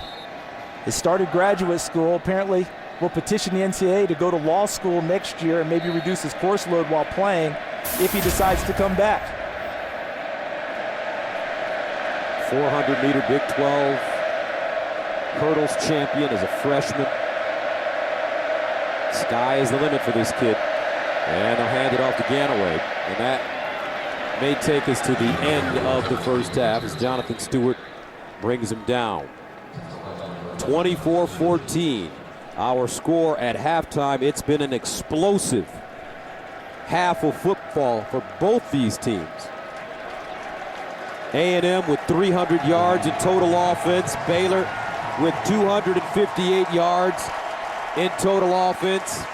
And we have a 10-point game, A&M, as both teams head into the locker room. And let's go downstairs to Coach Brewster. Coach, talk about the change in momentum there at the end of the first half. And it all started with your punter in the short field punting the ball in the end zone. Then you go 80 yards. Yeah, I mean, we gave up, we felt like 15, 16 yards there. You know, when you're punting the ball from that infield, you got to get them down inside the 20. We'll just be a little more aggressive on fourth downs here the second half, you know. Coach, how does the lack of a run game affect your thoughts in the second half? You going to stay patient with the running game? I think so. You know, it's a 10-point game. You know, we're playing good enough on both sides of the ball to win it. Just got to execute. Had a 19-play drive, no points. Can't do that. Thank you, Coach. All right, thank you very much. Halftime here at College Station with the score. Texas A&M 24, Baylor 14. We'll send you to Kevin Frazier and Marcus Allen in Los Angeles for the Geico Halftime Show after these messages.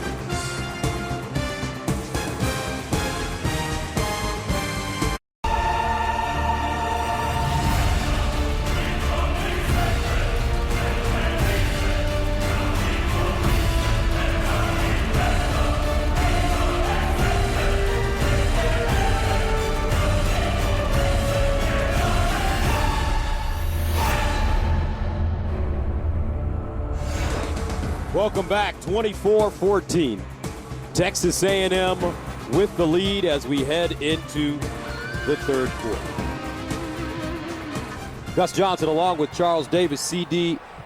Tannehill responds. 3 second quarter touchdowns. Their defense responds as well. Texas A&M up by 10. Seemed like the understudy became the leading man in the second quarter in Ryan Tannehill. But to me, this game changed after that 17-play drive, and Baylor came up empty. And then Tannehill got unleashed. Ryan Swope became his target. How about today? 114 yards, 7 catches, 2 touchdowns. Last week, full game against Texas Tech, 3 for 33. A bounce-back game for him. Texas A&M has led in all 6 games this year. It's still on their mind about trying to finish. And the Aggies not only have the lead, but they'll have the football to start the second half.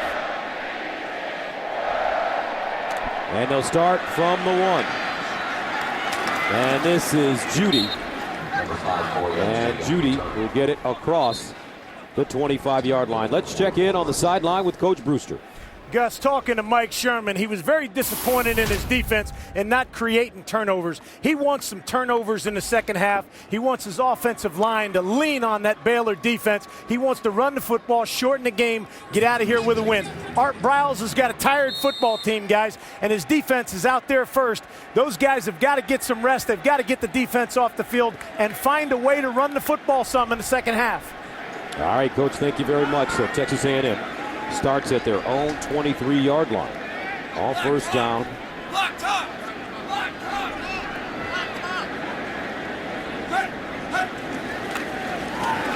Michael.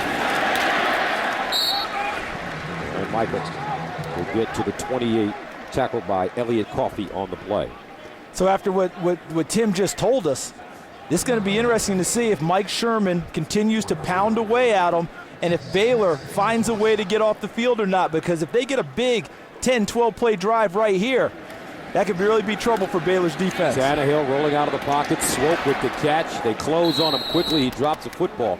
So they will call this incomplete. Joe Williams once again with some nice tackling. Very physical corner at 5'9". I know that Swope beat him for a big play for the touchdown, but all in all, I've been so impressed with the corners here today. Joe Williams, 22, KJ Morton, number 8 for Baylor. Chance Casey, normally a starter, has not played much today, and we've been told he's not injured. 3rd down and 6 at the 27. Christian Michael lines up in the slot at the bottom of your screen. Sprint out. Tannehill throws on the run. And caught at the 46-yard line. Malcolm Kennedy, a redshirt freshman. And his playing time has increased a little bit due to the dings to Wachaku. Jeff Fuller's been dinged up lately, so they've had to get him ready to play, and he responds. So first down for A&M at the 46-yard line. Tannehill underneath. Michael. And he's chopped down. He'll gain a couple on the play. Didn't we talk with Mike Sherman yesterday about Ryan Tannehill, and if he had one weakness, Mike Sherman thought maybe he didn't stay with receivers long enough, Gus? He did on that one. I thought it was a 3-progression play before throwing the football. 2nd and 9. Quick strike this time. Incomplete. Jeff Fuller. And that brings up 3rd down and long. Got the sense that he saw the run after catch before the catch, because he had a one-on-one outside and he could see himself putting a move and getting down the sideline. Another 3rd and long. Let's see if Baylor decides to bring some pressure to try and get the ball to Tannehill's hands. This would be a big stop for the Bears defense. On 3rd down and 9. Tannehill to the sideline. Caught. And it's Wachaku. He picks up the first down. Joe Williams stops him, but he gains 16. Look, they just rush 4 and drop everyone else into coverage. So it's pitch and catch for Ryan Tannehill.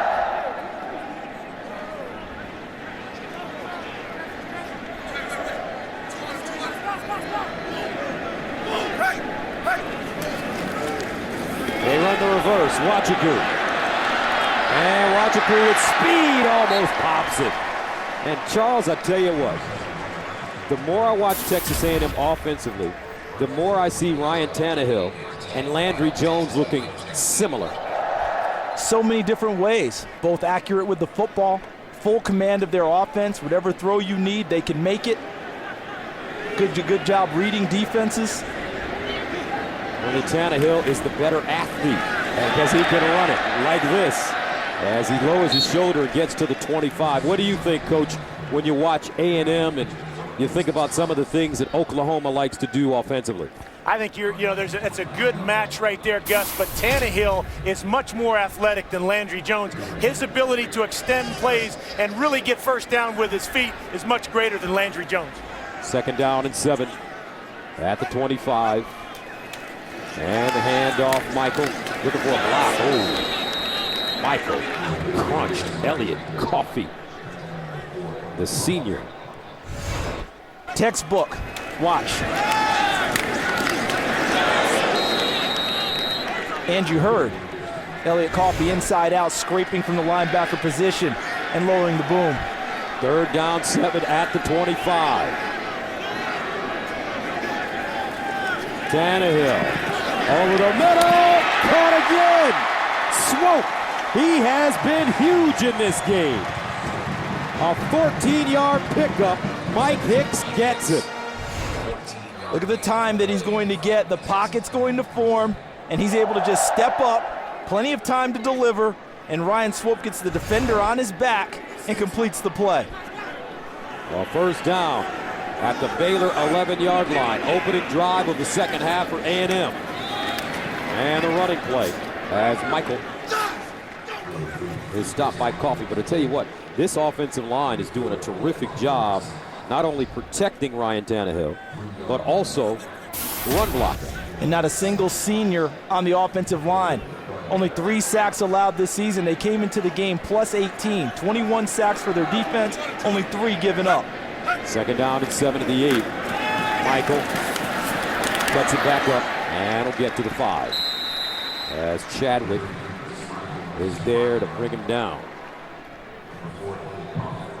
Does this feel like a similar situation to what you brought Coach Brewster in and called in the first half, Gus? Third down, around the 5-yard line. They went 5 wides last time. Looks like a back staying in the backfield for this one. Let's see, Tannehill in the shotgun. He likes Swope. Corner. Touchdown! Swope. What a game for this young man. From Austin Westlake High School. Career day. Talk about picking it back up. Remember their route in the first half. It's pretty similar. He's just going to get out there. Good job leaning into the defensive back Hicks and then pushing away to the sideline, and Tannehill delivers. Prior to the snap, the last play is under further review. Okay. Let's see what they possibly spotted. Catch, taking it to the ground. I think what they want to review is, did he have firm control of the football as he rolled along the ground after the catch? There's the catch. Takes it to the ground.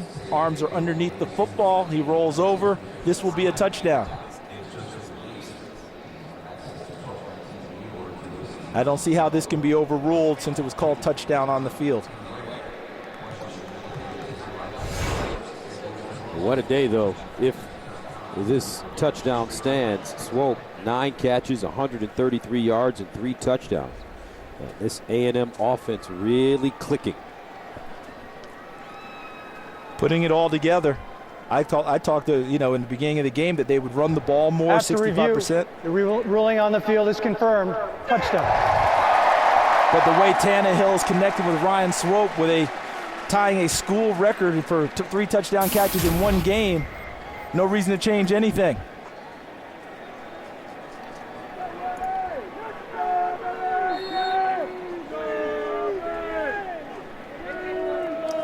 Randy Bullock in to attempt the extra point, and it's good. Texas A&M drives it right down the field on their opening drive of the second half. And the Aggies take a 31-14 lead.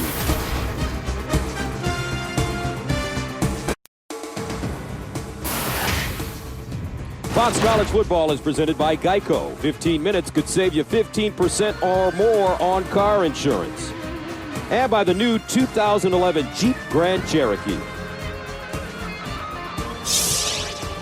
Welcome back. 21 unanswered points by Texas A&M. Career day for Ryan Swope. 3 touchdown receptions, over 100 yards already. And Texas A&M takes a 31-14 lead. And the question is, does Baylor have an answer? And it may all lie with that young man, Robert Griffin.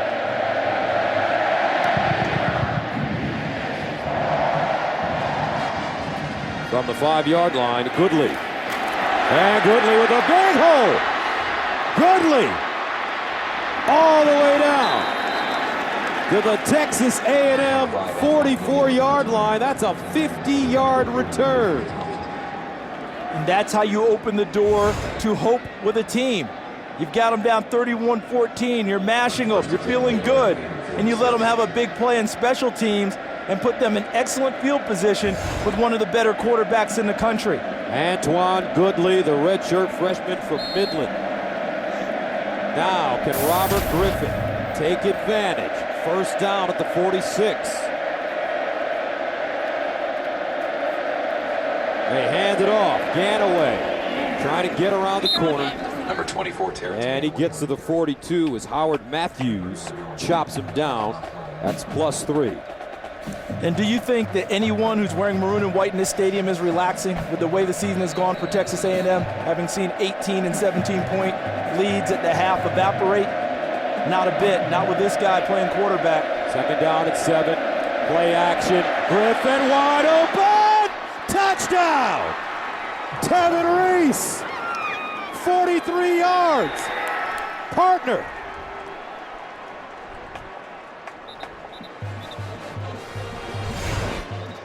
Classic case of eyes in the wrong place by the safety.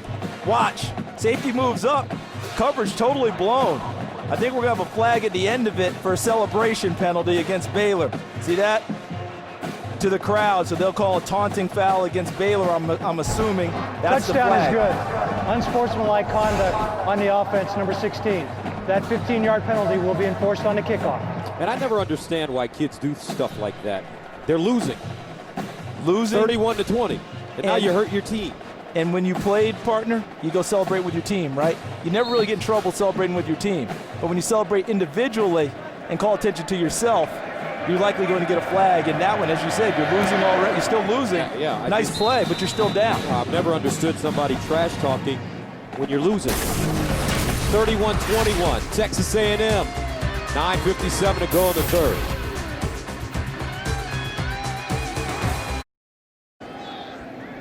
And a big touchdown for Tevin Reese, the sophomore from Temple, Texas. Great effort. However, the way he ended the play really has the potential for hurting his ball club.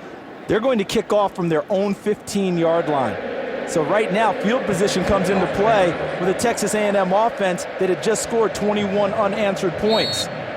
So nice touchdown, but now you put your defense and your team in a little bit of jeopardy with A&M coming right back at you. Askew and Molina back deep. And this will be Askew. And Askew getting to the, still on his feet and gets to the 37-yard line. Let's bring in Mike Pereira. Mike, can you give us the rule on taunting in college football? Very good call, because the rule book is specific. It says you cannot do an act that incites opponents or spectators. So the crowd is involved in that, and that action is clearly a foul and something you cannot do. That's inciting spectators. Mike, what if he would have done that same motion prior to going into the end zone? Answer that right after this play. First down and 10 at the 39. Tannehill, and that one incomplete. If he does that prior to going into the end zone, Mike, what's the call? Same thing. You're going to get a taunt on that. Now, this is one that's going to take away the touchdown if he did that. Because, again, that act of thumbs down, I mean, that's not a celebration act. That's a demonstration type of thing. And there's really nothing good. That's not a throat slash thing, but approaching that type of act. Thank you very much, Michael, for clarifying it. Second and 10 at the 39. Tannehill over the middle, caught.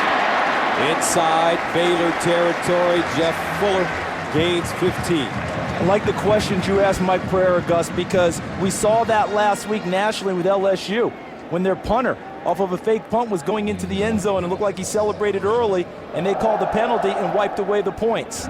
So it does happen. First down and 10 at the 46. Tannehill, Swope, double screen. And Swope will hop out of bounds at the 41. Just like that, A&M plowing deep into Baylor territory with a 10-point lead. Tim Brewster talked in the first half how these bubble screens get the defense flowing in one direction, 11 guys running and tiring them out. More of a diet of that as we start here in the second half. They run it, Cyrus Gray, and he's tackled by Coffey. But if you look at the line play, this A&M line really pushing back the Baylor defensive line now. And the head coach, Mike Sherman, loves that. He's an old offensive line guy. He loves these big guys getting a chance to fire out and hit people. Gray again, and he goes out of bounds at the 30. Time now for a Chick-fil-A game break. Here's Kevin Frazier. Hey, Gus, we started the day with 13 unbeaten teams. 10 are on the road. One of them, Michigan in trouble. Desire by Keyshawn Martin there. The touchdown. Michigan State up by 7 in the third. And how about Sparty's uniform for that game? A select uniform for a one-game shot for them. 2nd down and 7 at the 30. Tannehill, sideline. And incomplete. Fuller, the intended receiver. And Joe Williams may have gotten a hand on that football, and that brings up 3rd down and 7. Throw it to the outside, and Joe Williams, who's played so well, trying to undercut the route, got just enough of the football to throw up the timing between Tannehill and Fuller. 3rd down, 7 at the 30. Cyrus Gray in the backfield. Tannehill has been sensational. Here's a shovel pass. Gray will not pick up the 1st down on 3rd down and 7. So that's a big stop for the Baylor Bears. Ahmad Dixon making the tackle.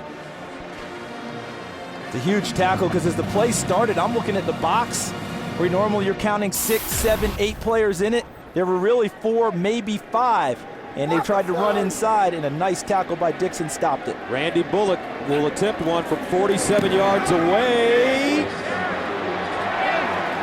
And good. This kid's been terrific. A 47-yard field goal. He had a 45-yarder last week against Tech. And for a right-footed kicker, the perfect hash mark. Able to take it and draw it inside with plenty of leg. 31-21. 2 top 25 teams now. It'll be RG3's opportunity. Robert Griffin, gaudy numbers.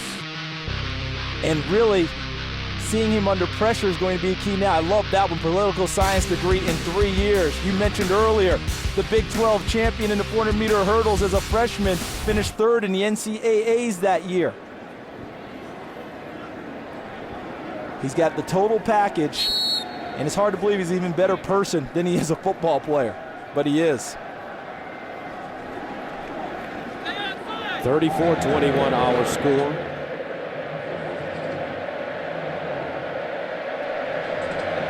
As Baylor prepares to receive it once again. Levi Norwood comes up, loose ball.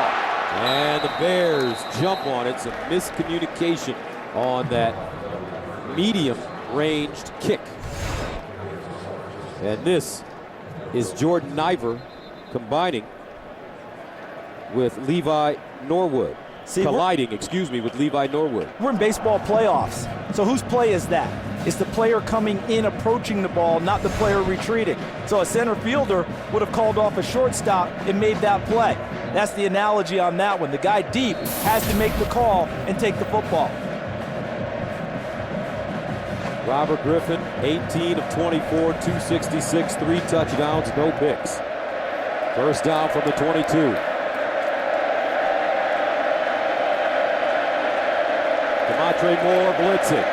They throw it in his area to Sampson, and Sampson will get 7.5. Lionel Smith pushing him out of bounds. You know, all things considered, Gus, Baylor came out of that a lot better because they only gave up 3.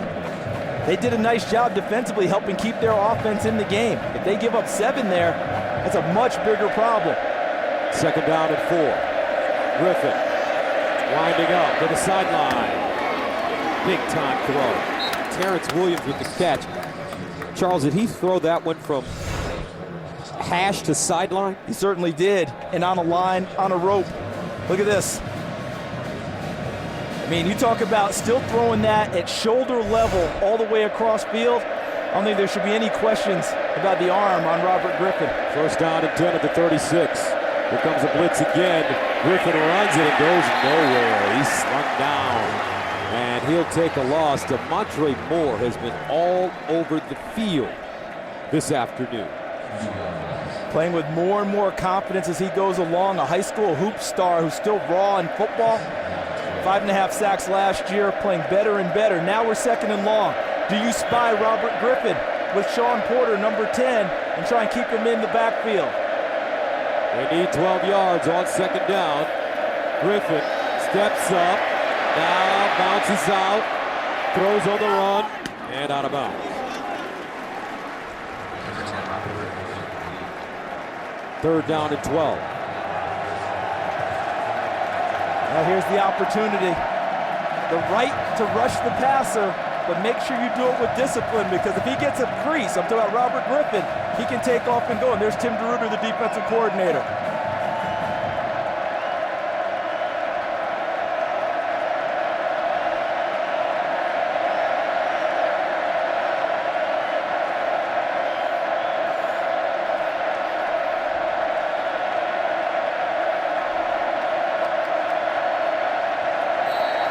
Baylor calls a timeout. Timeout, Baylor. First charge of the second half. 30-second timeout.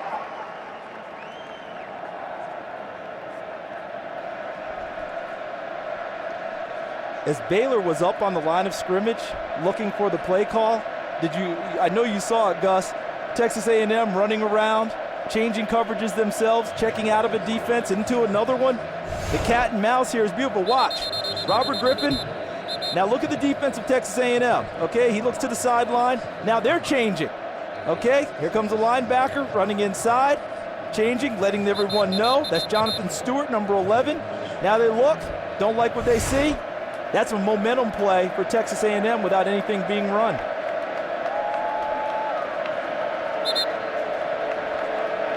Third down and 12. They need to get to the 46 for first down.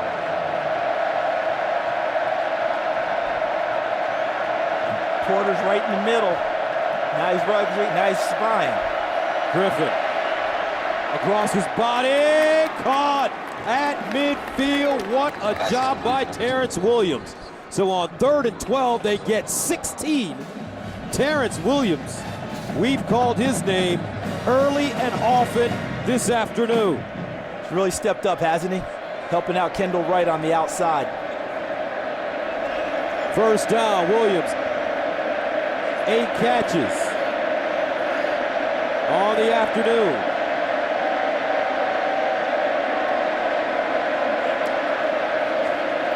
Griffin. This time he finds Sampson. He turns it up. Sampson down the sideline. He's out of bounds at the 20. A pickup of 30 yards. Howard Matthews gets him. They had a bunch all the way to this side to make it a one-on-one here for Lanier Sampson. And the one-on-one nearly paid off as he runs through the tackle by Fredericks, and Matthews makes a saving tackle. First down at 10 of the 20.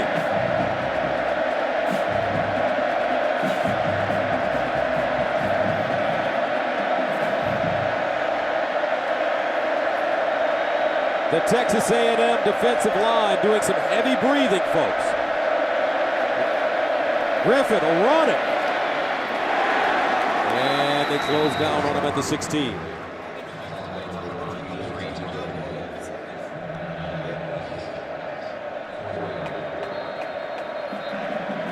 As Tony Giardetti makes the tackle, now some limping. You notice them being tired, you notice them tired, and you notice what they did. A full shift in the defensive front. Rolled in new defenders. Second down and 7 at the 17.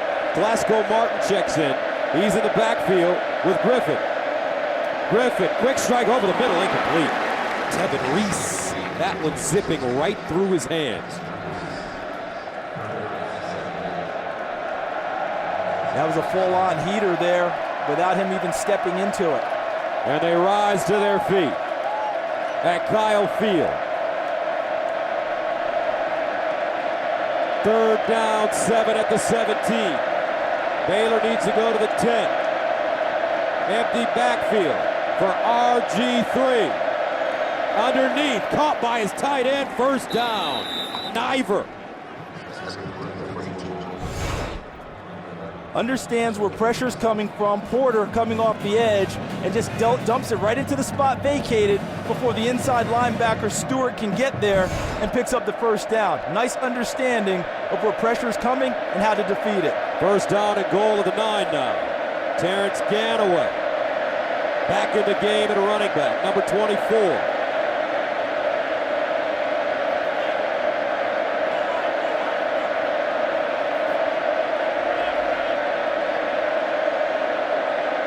Griffin, play fake, end zone, incomplete. Sampson, the intended receiver. And it's so funny, Charles, whenever he throws an incomplete pass, you're surprised. He's like a great shooter on a roll, and when he finally misses, you're shocked. He's 23 of 31. And we still have 4:12 to go in the third quarter. Second and goal of the 9. Baylor needs 6 here to keep pace with A&M.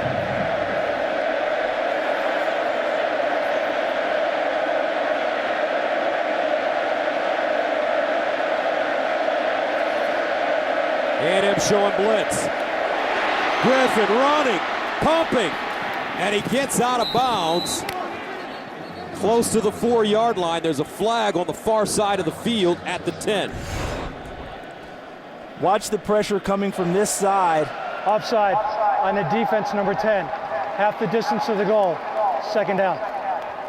Trent Hunter had the best shot and missed, and Robert Griffin escaped.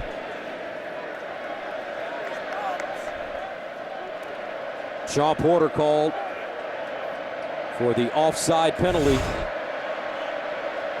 Second and goal, this time from the 4.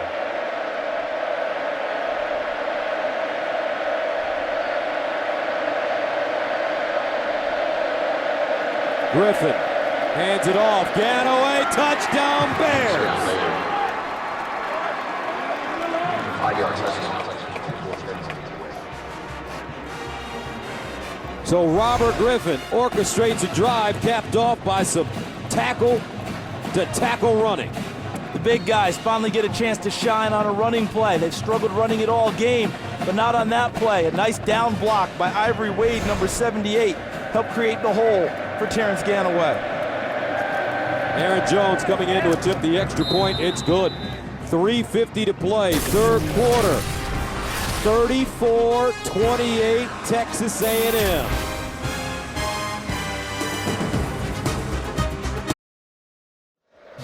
All right, 3 weeks ago, Oklahoma State, A&M led 20-3 at halftime, gave up 27 points in the second half and lost 30-29. 2 weeks ago against Arkansas, A&M led 35-17 at the break. They were outscored 25-3 in the second half and lost 42-38. So second half collapses this season has been a story for Coach Sherman's team. However, last week against Texas Tech, that was not the case. And it was a great celebration for the team after the game to finally feel good about putting someone away, tinged with relief.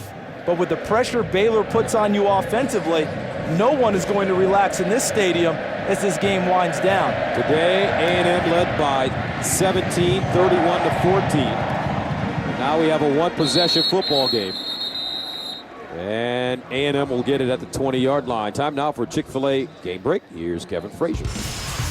Back to Wisconsin and Indiana and back to the Monty Ball Show, Marcus. Kevin, he's thrown a pass. He's run for 3. All he has to do is catch a pass now. Well, nobody's going to catch him there, Marcus. Wisconsin up big. Who do they get next week? Well, they head to East Lansing to take on Michigan State.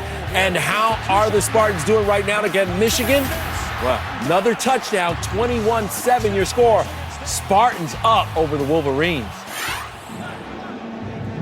And Michigan State beat Wisconsin last year, the only loss in the regular season for the Badgers.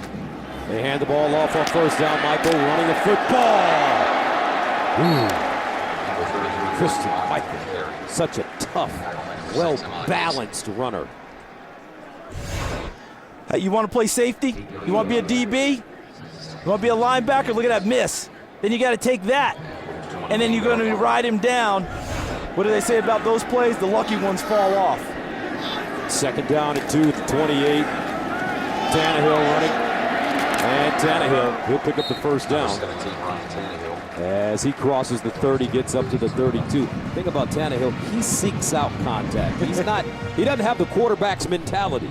No, and I think a part of that too is the way they lost those 2 games. That I think he wants to be aggressive, full out, no matter what.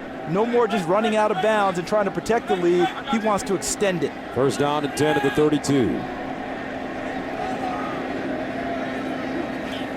Tannehill with time. Incomplete. That ball intended for Wachiku. And was thrown short. Not sure if there was some miscommunication on the route. Wonder if it was that, or maybe he got tangled up a little bit with the defensive back and couldn't get out of his break in time.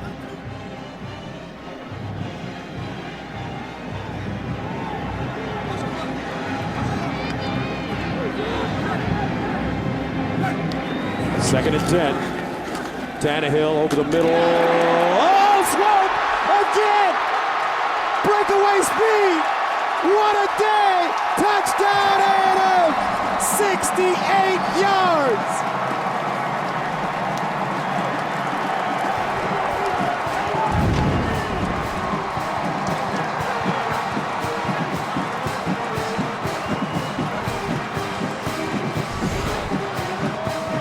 When you're protected well by your big guys up front, it allows you to throw out of the rocking chair. Clear sight line, puts it right on Swope, and then the tackle in the secondary, unable to be completed.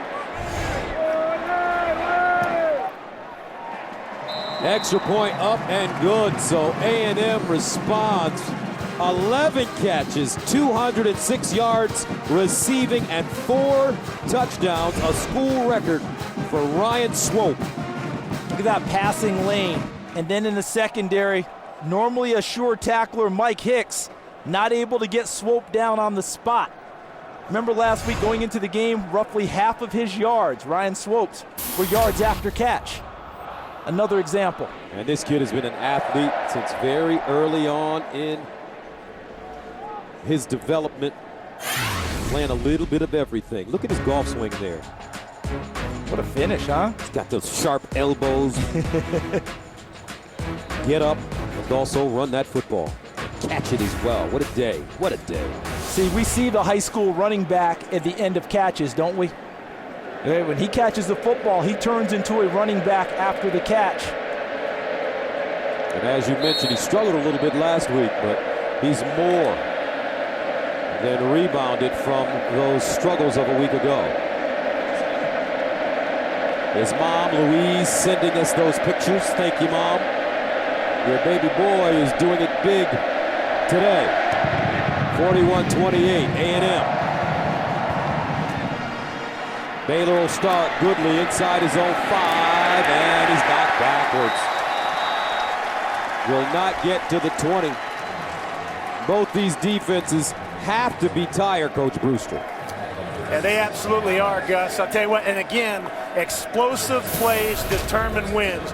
Ryan Swope turns a short pass into a huge touchdown, guys. That's what it's going to take here to finish this thing out.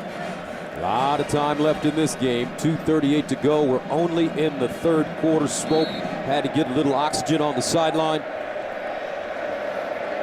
With Baylor down, we've always talked about the pressure their offense continues to put on a defense, so you can't relax. But how about the way A&M has continued to respond with their offense today? First down and 10 at the 17. And they hand it off. Ganaway will push the pile forward and get to the 20. The way this game is going, we're always looking for a defensive stop. Can someone get a turnover? Can someone shut it down? Maybe today, the offenses are your defenses. Your stops are answering what the other team does. That's what we're seeing in the second half. Second down and 6 at the 21. Even holding an opponent to 3 points in a game like this is big.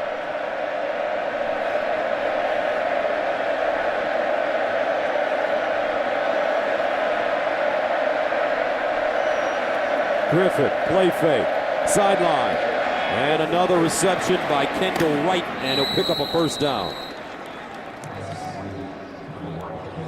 Trent Hunter there defensively for A&M. I think with the way this game is going, any thoughts about sitting on the ball by Texas A&M and milking clock might be out the window. Here comes the corner blitz, and Baylor hands it off on the first down. And the 1st and 10 line brought to you by Russell Athletic. So for Baylor this year, they started off in explosive fashion this season by beating TCU 50-48. Robert Griffin with 5 touchdown passes. Then they beat Stephen F. Austin 48-0. Rice 56-31. Lost to Kansas State 36-35.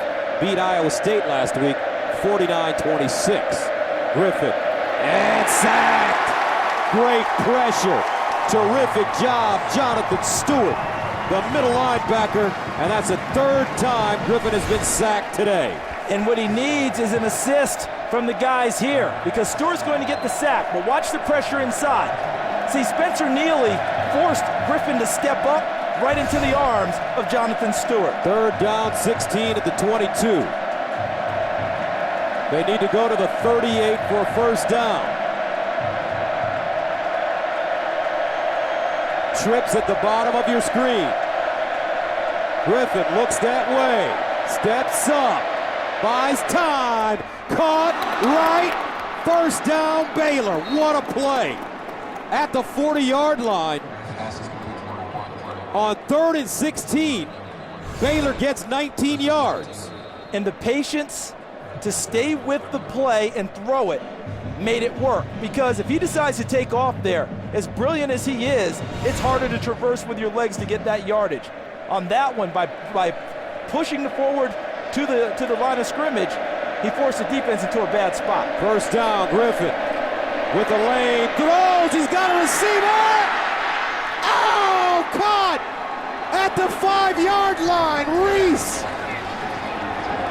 And a flag on the play! The sophomore from Temple, spectacular catch. And I think the flag's going to be for interference against Texas A&M. Getting there a little bit too early was number 2, Stephen Campbell. So that'll be the flag. But what's interesting to me is at the end, Reese comes up and spikes the ball. Pass interference on a defense, number 16. Penalties decline. 1st down. That is the end of the 3rd quarter. A 50-yard gain takes us to the end of the 3rd quarter. Fireworks in College Station, folks. 41-28 the score. Baylor knocking on the door. Back after these messages.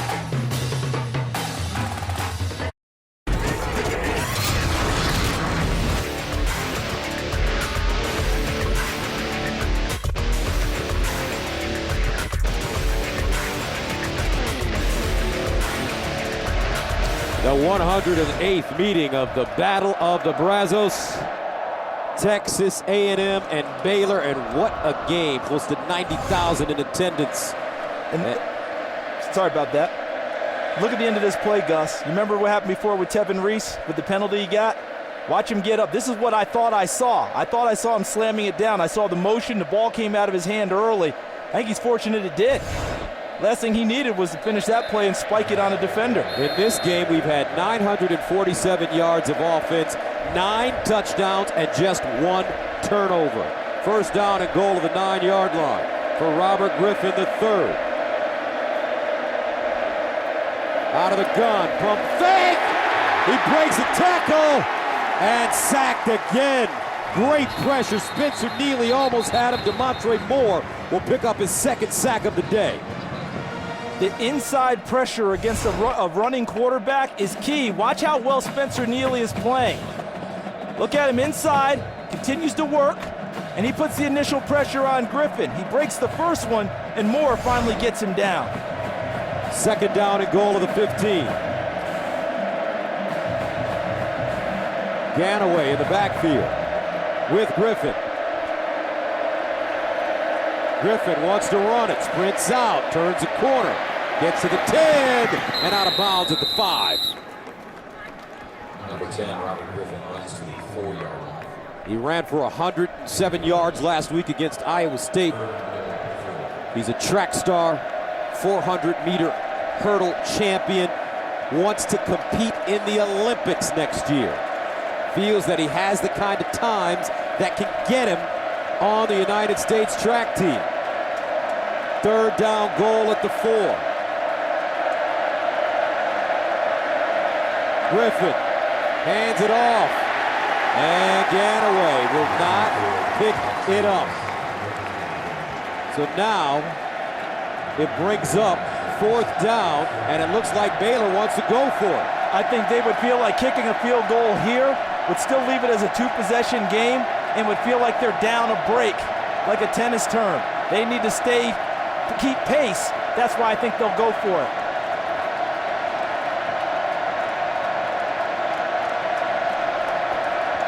Griffin lining up in the shotgun. 4th down and goal at the 4. Griffin in trouble in the end zone. Incomplete. And Baylor turns it over on down. A&M bringing the heat.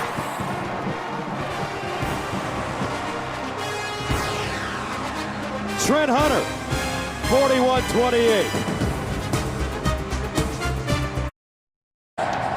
The great views from just above the field are from our Chase Sapphire action cam. And a nice play by Trent Hunter on the blitz from the safety position, but it appears A&M may have been fortunate. Watch as this play unfolds.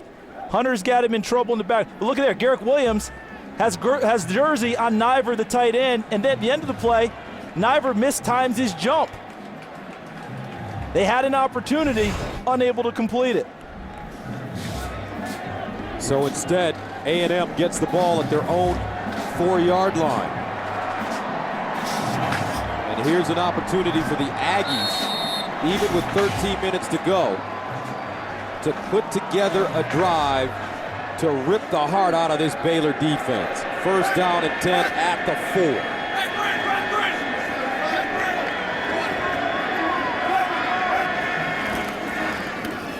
Second man through, Gray. And he'll get to the 12.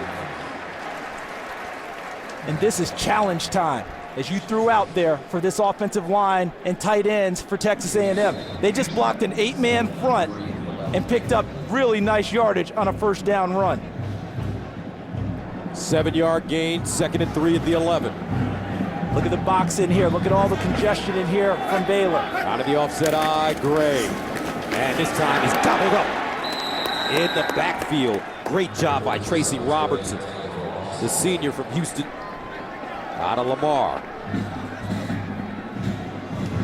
Stop would be monstrous for Baylor. If you're Texas A&M, you might think possession is much more important than just trying to milk clock and run the football here. And Tannehill takes care of the ball. Maybe they want him out of the pocket a little to throw it. Look at the 3rd down conversions for the day. Swope not on the field for A&M. 3rd down, 5 of the 9.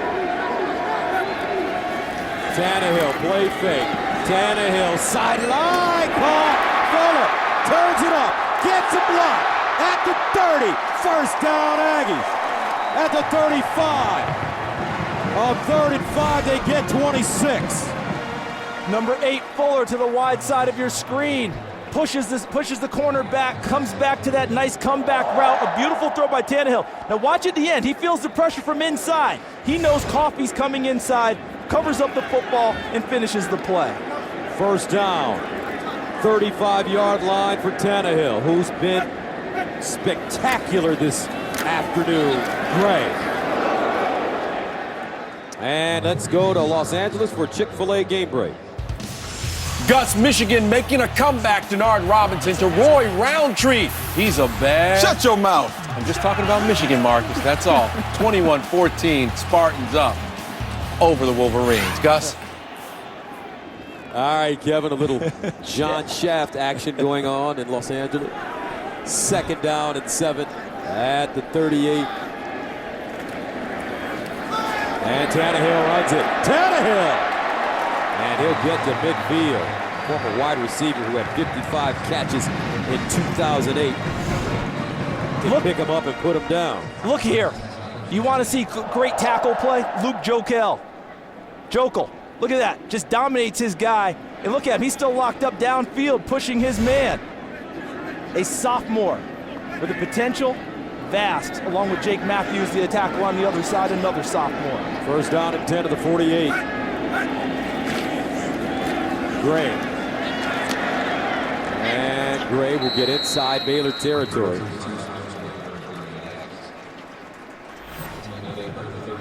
Jeff Fuller now setting a school record, 2,615 receiving yards.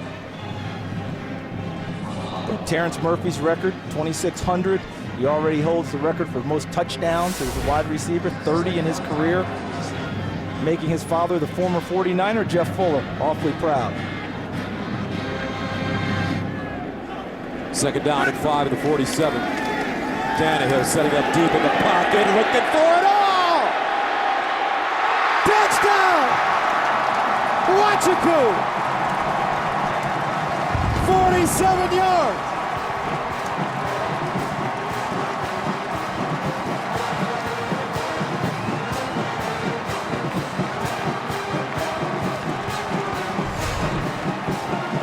Wachiku, he gets the corners to come up and just runs by him, splits them. Splits Hicks, 17, Williams, 22, and secures the catch and takes it in. Extra point up and good. Texas A&M showing an ability to come up with the big play. He loves to force the defense to show their coverage, and then he'd like to find Ryan Swope, guys, on a little option on the inside slot. Tannehill in the shotgun. Underneath, Swope! Touchdown! Great call, Coach Brewster. And what a game it's been, especially for that young man. Ryan Tannehill has thrown 6 touchdown passes. Justin Long has the record set in 2002 with 7. He just tied Gary Kubiak, the head coach of the Houston Texans, a former Aggie, who had 6 touchdowns in the game. And we still have 9:46 remaining in this fourth quarter.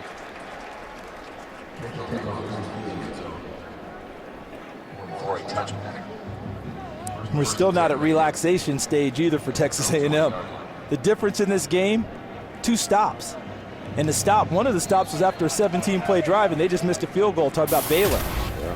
All right, that hurdle. Then a 10-play possession turned it over on downs on the 4th down. And I don't second-guess that call by Art Briles one bit. Not at all. If he kicks a field goal, they're still down 10. And guess what? A&M still has the ball, and they have not been stopped. He knew he needed his offense to try and stop some of the bleeding that's going on today. Baylor will start from their own 20. Griffin rolling. Wants to throw it. Backs up. Just heaves it down the field. And picked off. A&M has it.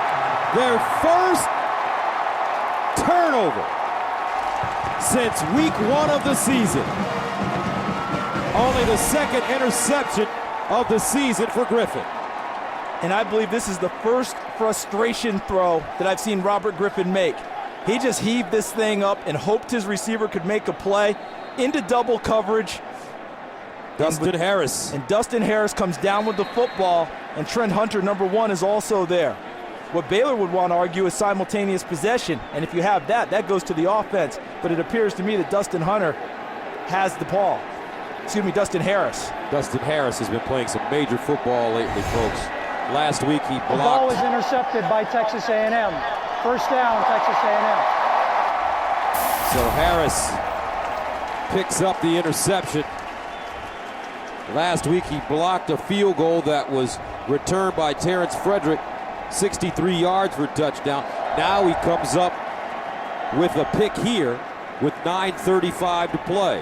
Dustin Harris, Jr. from Livingston, Texas. Finally, a forced turnover by the Texas A&M defense is what they've been exhorting, what they've been pleading for. The Justin Blackman fumbling out of the end zone, they don't count. This one counts. First one in 277 passes by the teams they've played against to get an interception.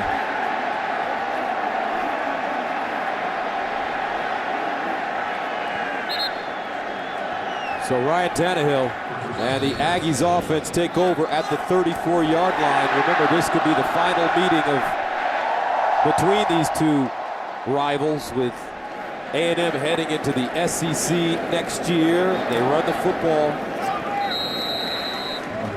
And the bad blood started years ago, from what I understand. I learned that this week.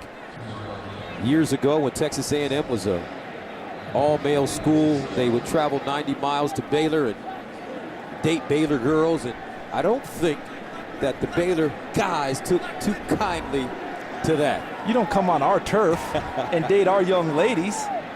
We'll see you on the football field, fellas. And the bad blood began right there, justifiably so. On second down, Michael with a first down, and he lowers his shoulder and gets out of bounds at midfield. Also Charles Davis. When Texas A&M decided to move on to the SEC, Baylor was in front of the line trying to block that move. Baylor, worried about their continued existence and the conference existence of the Big 12, weren't so eager to just let Texas A&M go. And Texas A&M thought, hey, we've got a chance to have a better deal. Who are you to block us? So it's gone back and forth, and it's led to a fever pitch as we started today's action. First down and 10 to the 49 now for the Aggies. And a handoff. Michael. Hard running. Kristen Michael and Cyrus Gray have really run the ball with purpose this afternoon. Chance Casey with the tackle for Baylor. And they're getting by with big help from big friends. This offensive line is now facing 7, 8, 9 people in the box on every play, and they seem to be relishing it. They like this idea. I'll guarantee you go back to training camp. They didn't just block regular fronts. They kept throwing extra people in and telling them, at some point, you'll have to block these guys. Get it done. 2nd and 5. Michael. And he will not get the first down. Elliott Coffey, first man to him. Really nice tackle to prevent the first down. Yeah, I said before the game the number was 65 for 65% running to keep the ball out of Robert Griffin's hands. They've thrown it a lot more early in the game, but now it's starting to even up and get to that balance that Mike Sherman loves as a head coach and a play caller. 3rd down and 3. Cyrus Gray, deepest man in the backfield. Tannehill runs it, picks up the first down. Tannehill cuts it across, still running. Look at the wide receiver quarterback down inside the 10.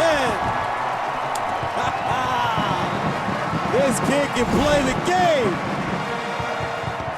They always say you have to guard your back door on this quarterback run play, but it wasn't just the back door. He went through the front too. With a vision, realizing where defenders were and finishing up the play. A gain of 34 yards. First down and goal at the 8. 6:38 counting the play for Texas A&M, looking to make it 2 in a row after beating Texas Tech last week, 45-40. And a handoff straight ahead. Power running. Kristen Michael. And look at the mesh point between the quarterback and the running back. See his eyes? See what he's looking at? He's reading the defensive end. If that defensive end crashes, which he does, and goes inside, he takes it and steps outside, and it turned into a big gainer. If he doesn't step outside, hands it off inside to the running back. Texas A&M in the middle of that part of the season where they can really turn things around when you look at their schedule. After today at Iowa State, then they get Missouri at home before the big one at Oklahoma. 2nd down, goal, touchdown, Aggies. Kristen Michael.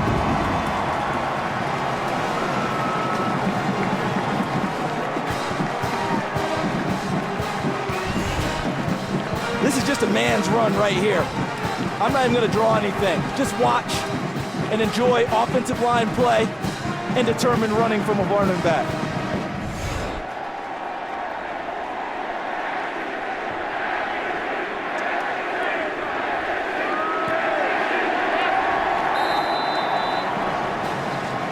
.544 to play.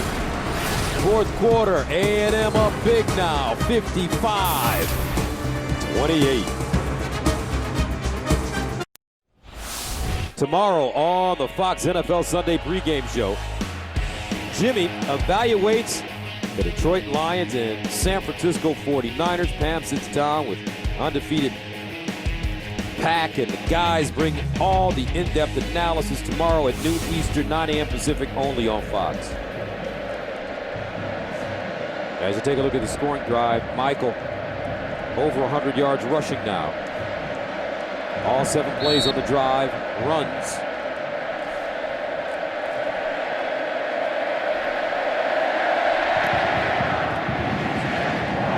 And this one kicked out of the end zone. Another kickoff through the end zone for number 28, Randy Bullock. And how about after that last drive and touchdown, look at these two running backs. Kristen Michael, 33, Cyrus Gray, 32. No jealousy. Both of them selfless because both of them want to be the lead guy, but look at who they were congratulating. The big fellas up front that got them there. That was a full-grown man's drive. All right, they just decided we're stepping up. I don't care how many you have in the box. We'll block it, give you a crease, and let you studs behind us run over some people.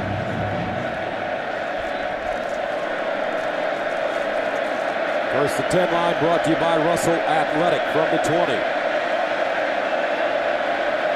Griffin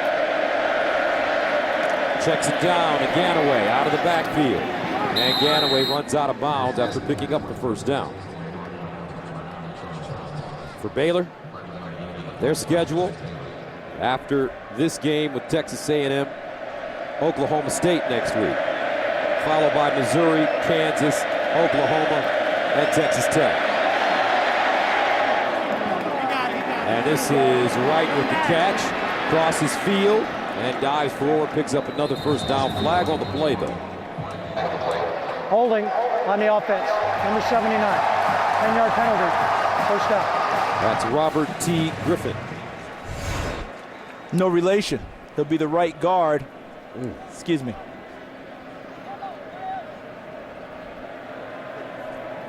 Yeah, you got a nice little chunk of jersey there. And number 90, Ben Bass. That's a first offensive holding penalty for either team this afternoon. First down. And a long 20 at the 21. Griffin, pump fake. Steps out of the pocket, throws on the run. And incomplete. Intended for Terrence Williams. Did you just say that's the first offensive holding penalty for either team today? Yes, sir. With mobile quarterbacks that move around the way they do, normally that's what happens. You move around in the pocket, your guy tries to help you, gets a penalty. That's amazing. That is a fact. Brings up second down at 20.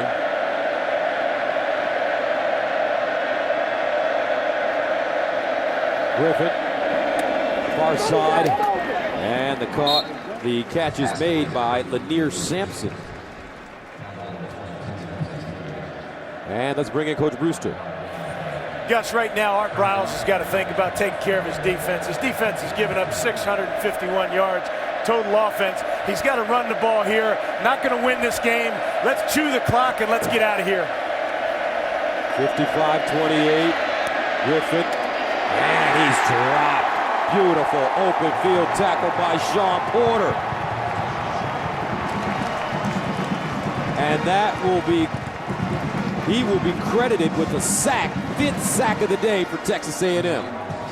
Brew, I know they're getting ready to kick the ball away, but that's a hard thing for a head coach, isn't it? To think about in this case, you're not really trying to get it downfield and play if you're trying to just run it at this point. You got to be realistic, Charles. You got to be realistic. They're not going to win this game.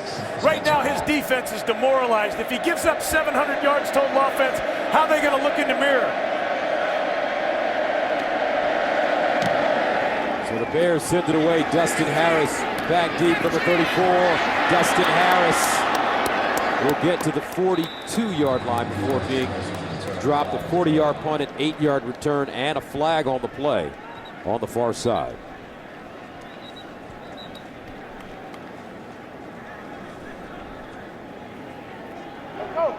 During return, blocking the back, receiving team number 6, 10-yard penalty. First down, timeout. So with 3 minutes and 45 seconds remaining in the fourth, Texas A&M has the lead and the football. Aggie pride.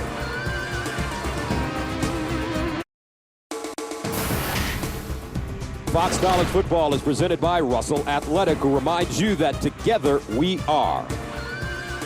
And brought to you in part by Dr. Pepper. Dr. Pepper is giving away over $1 million in tuition. Go to drpepper.com for details. And welcome back. Kyle Field here in College Station. Don't forget, save 15% today on official college football gear by using the promo code FOX15 at foxsportshop.com. New quarterback in the game for Texas A&M now, Jameel Showers, who's played a little bit so far this year, played against Idaho, 4 for 4 throwing the ball. They like his potential. Also, they're going to give Ben Molina an opportunity to run the football. And there's Jameel, freshman, as you mentioned, from Killeen, not too far from Waco. Personal foul, chop block on the offense. 15-yard penalty, first down. Now this is a perfect opportunity, wise move by Coach Sherman to allow some of the younger players to get in and rest some of his stars, because as Texas A&M gets ready to play next week to try to make it 3 in a row, things are very important for them. And going forward, it feels really good to mentally get guys out of the game and allow them to relax and enjoy the end of it. They've had so many nail biters along the way. They give a chance for Ryan Tannehill and Ryan Swope and the rest of those big guys on offense to enjoy it. How about those numbers for the day? Tannehill with 6 touchdown passes. Over 400 yards passing the football. Ben Molina. And Molina with the running room gets to the 30-yard line. Ahmad Dixon with the tackle. Battle of the Brazos. Brazos River. Griffin, 22 passing touchdowns, tying a school and season record. Swope, what a game. 4 touchdowns. Fuller becomes the all-time leading receiver in A&M history. And Tannehill misses a record by 1. I think school record you said was 7. And he got 6 and moves into second place, but I don't think he's going to mind sitting out the rest of the way. Second down and 4 at the 29. And Molina will run it once again and pick up a first down. Where did this game change, Charles? What happened? I thought it changed, Gus, when Baylor had a 17-play drive and culminated with a missed field goal, no points. You know, this is almost arena football type game where the team that just gets a few key stops in a game, you don't worry about yardage, you don't worry about points. Get a few key stops, maybe limit them to 3 instead of 7. I thought at that point the game started to switch to A&M's favor, and then they set the pace with Baylor chasing the rest of the way. So after losing those 2 big games to top 10 teams, Oklahoma State and Arkansas, after leading both of those teams by double-digit numbers, A&M is at that point in their season right now where they can make a serious rebound. And as you mentioned, they only have 1 conference loss. And they're counting on getting some help along the way if they take care of their business. Remember, Oklahoma's the favorite in this Big 12. They go and play Oklahoma, so they get to handle that head-to-head. Oklahoma still has Oklahoma State on the schedule for the last game of the year. So when you're looking down as we go, we've got an undefeated Oklahoma State team that we'll see next week against Missouri. And as we all know in this conference, the way people can throw it around, no game is a lock in the Big 12. And while we're waiting to see if Ahmad Dixon is okay, next week, as you mentioned, Charles, we've got a matchup for you. Oklahoma State. It's going to be exciting to watch the Cowboys as they take on Mizzou. James Franklin's going to have to step up. He didn't look good last week. But he can get right. But he can get right quickly. Henry Josie, the running back. And Missouri up 31-10 in their game today at the half. So they're looking pretty good. And Dixon having to be helped over to the sideline. So that's Missouri over Iowa State, 31-10 at the half. And Oklahoma State, you always hear Brandon Weeden, the quarterback, who turned 28 yesterday. So happy birthday to Brandon Weeden. You always hear about Justin Blackman, the wide receiver. They have more weapons than that. They have a young man named Randall who can run the football. And they've gotten better and better on the defensive side of the ball with Bill Young as their coordinator. That will be the difference for them if they're to win a Big 12 title this year, being able to stop people in key situations. Tell you what, that A&M Oklahoma game is going to be something to watch. A&M took care of them last year right here at Kyle Field. And you pointed out something earlier in the game about the similarities in looks on offense between A&M and Oklahoma. And Brew talked about Landry Jones and Ryan Tannehill and how similar they are, yet Tannehill can move it better with his legs. Ben Molina running the ball with 56 seconds remaining. Let's take a look at our Sprint Unlimited update. And this is where the game started to change. That was the end of that 17-play drive. They get a sack, missed field goal. That's a 4th down opportunity at the end of a 10-play drive that they're not able to convert. The first frustration throw I thought I've seen out of Robert Griffin all year long. Throws into double, maybe even triple coverage. Gets it picked off by Dustin Harris. And those key stops fueled Texas A&M because they weren't stopped at all on offense. So the Aggies will take a knee. Texas A&M 55, Baylor 28. The Aggies improved to 4-2, 2-1 in conference play. Baylor falling to 4-2 overall, 1-2 in the Big 12. A&M with 684 yards in total offense, 9 touchdowns. Tannehill throws for 6 and over 400 yards. Next Saturday on the FX Game of the Week, we'll be in Columbia, Missouri, where the Oklahoma State Cowboys face the Missouri Tigers at noon Eastern, 9 a.m. Pacific. Coming up next after commercial break, How I Met Your Mother.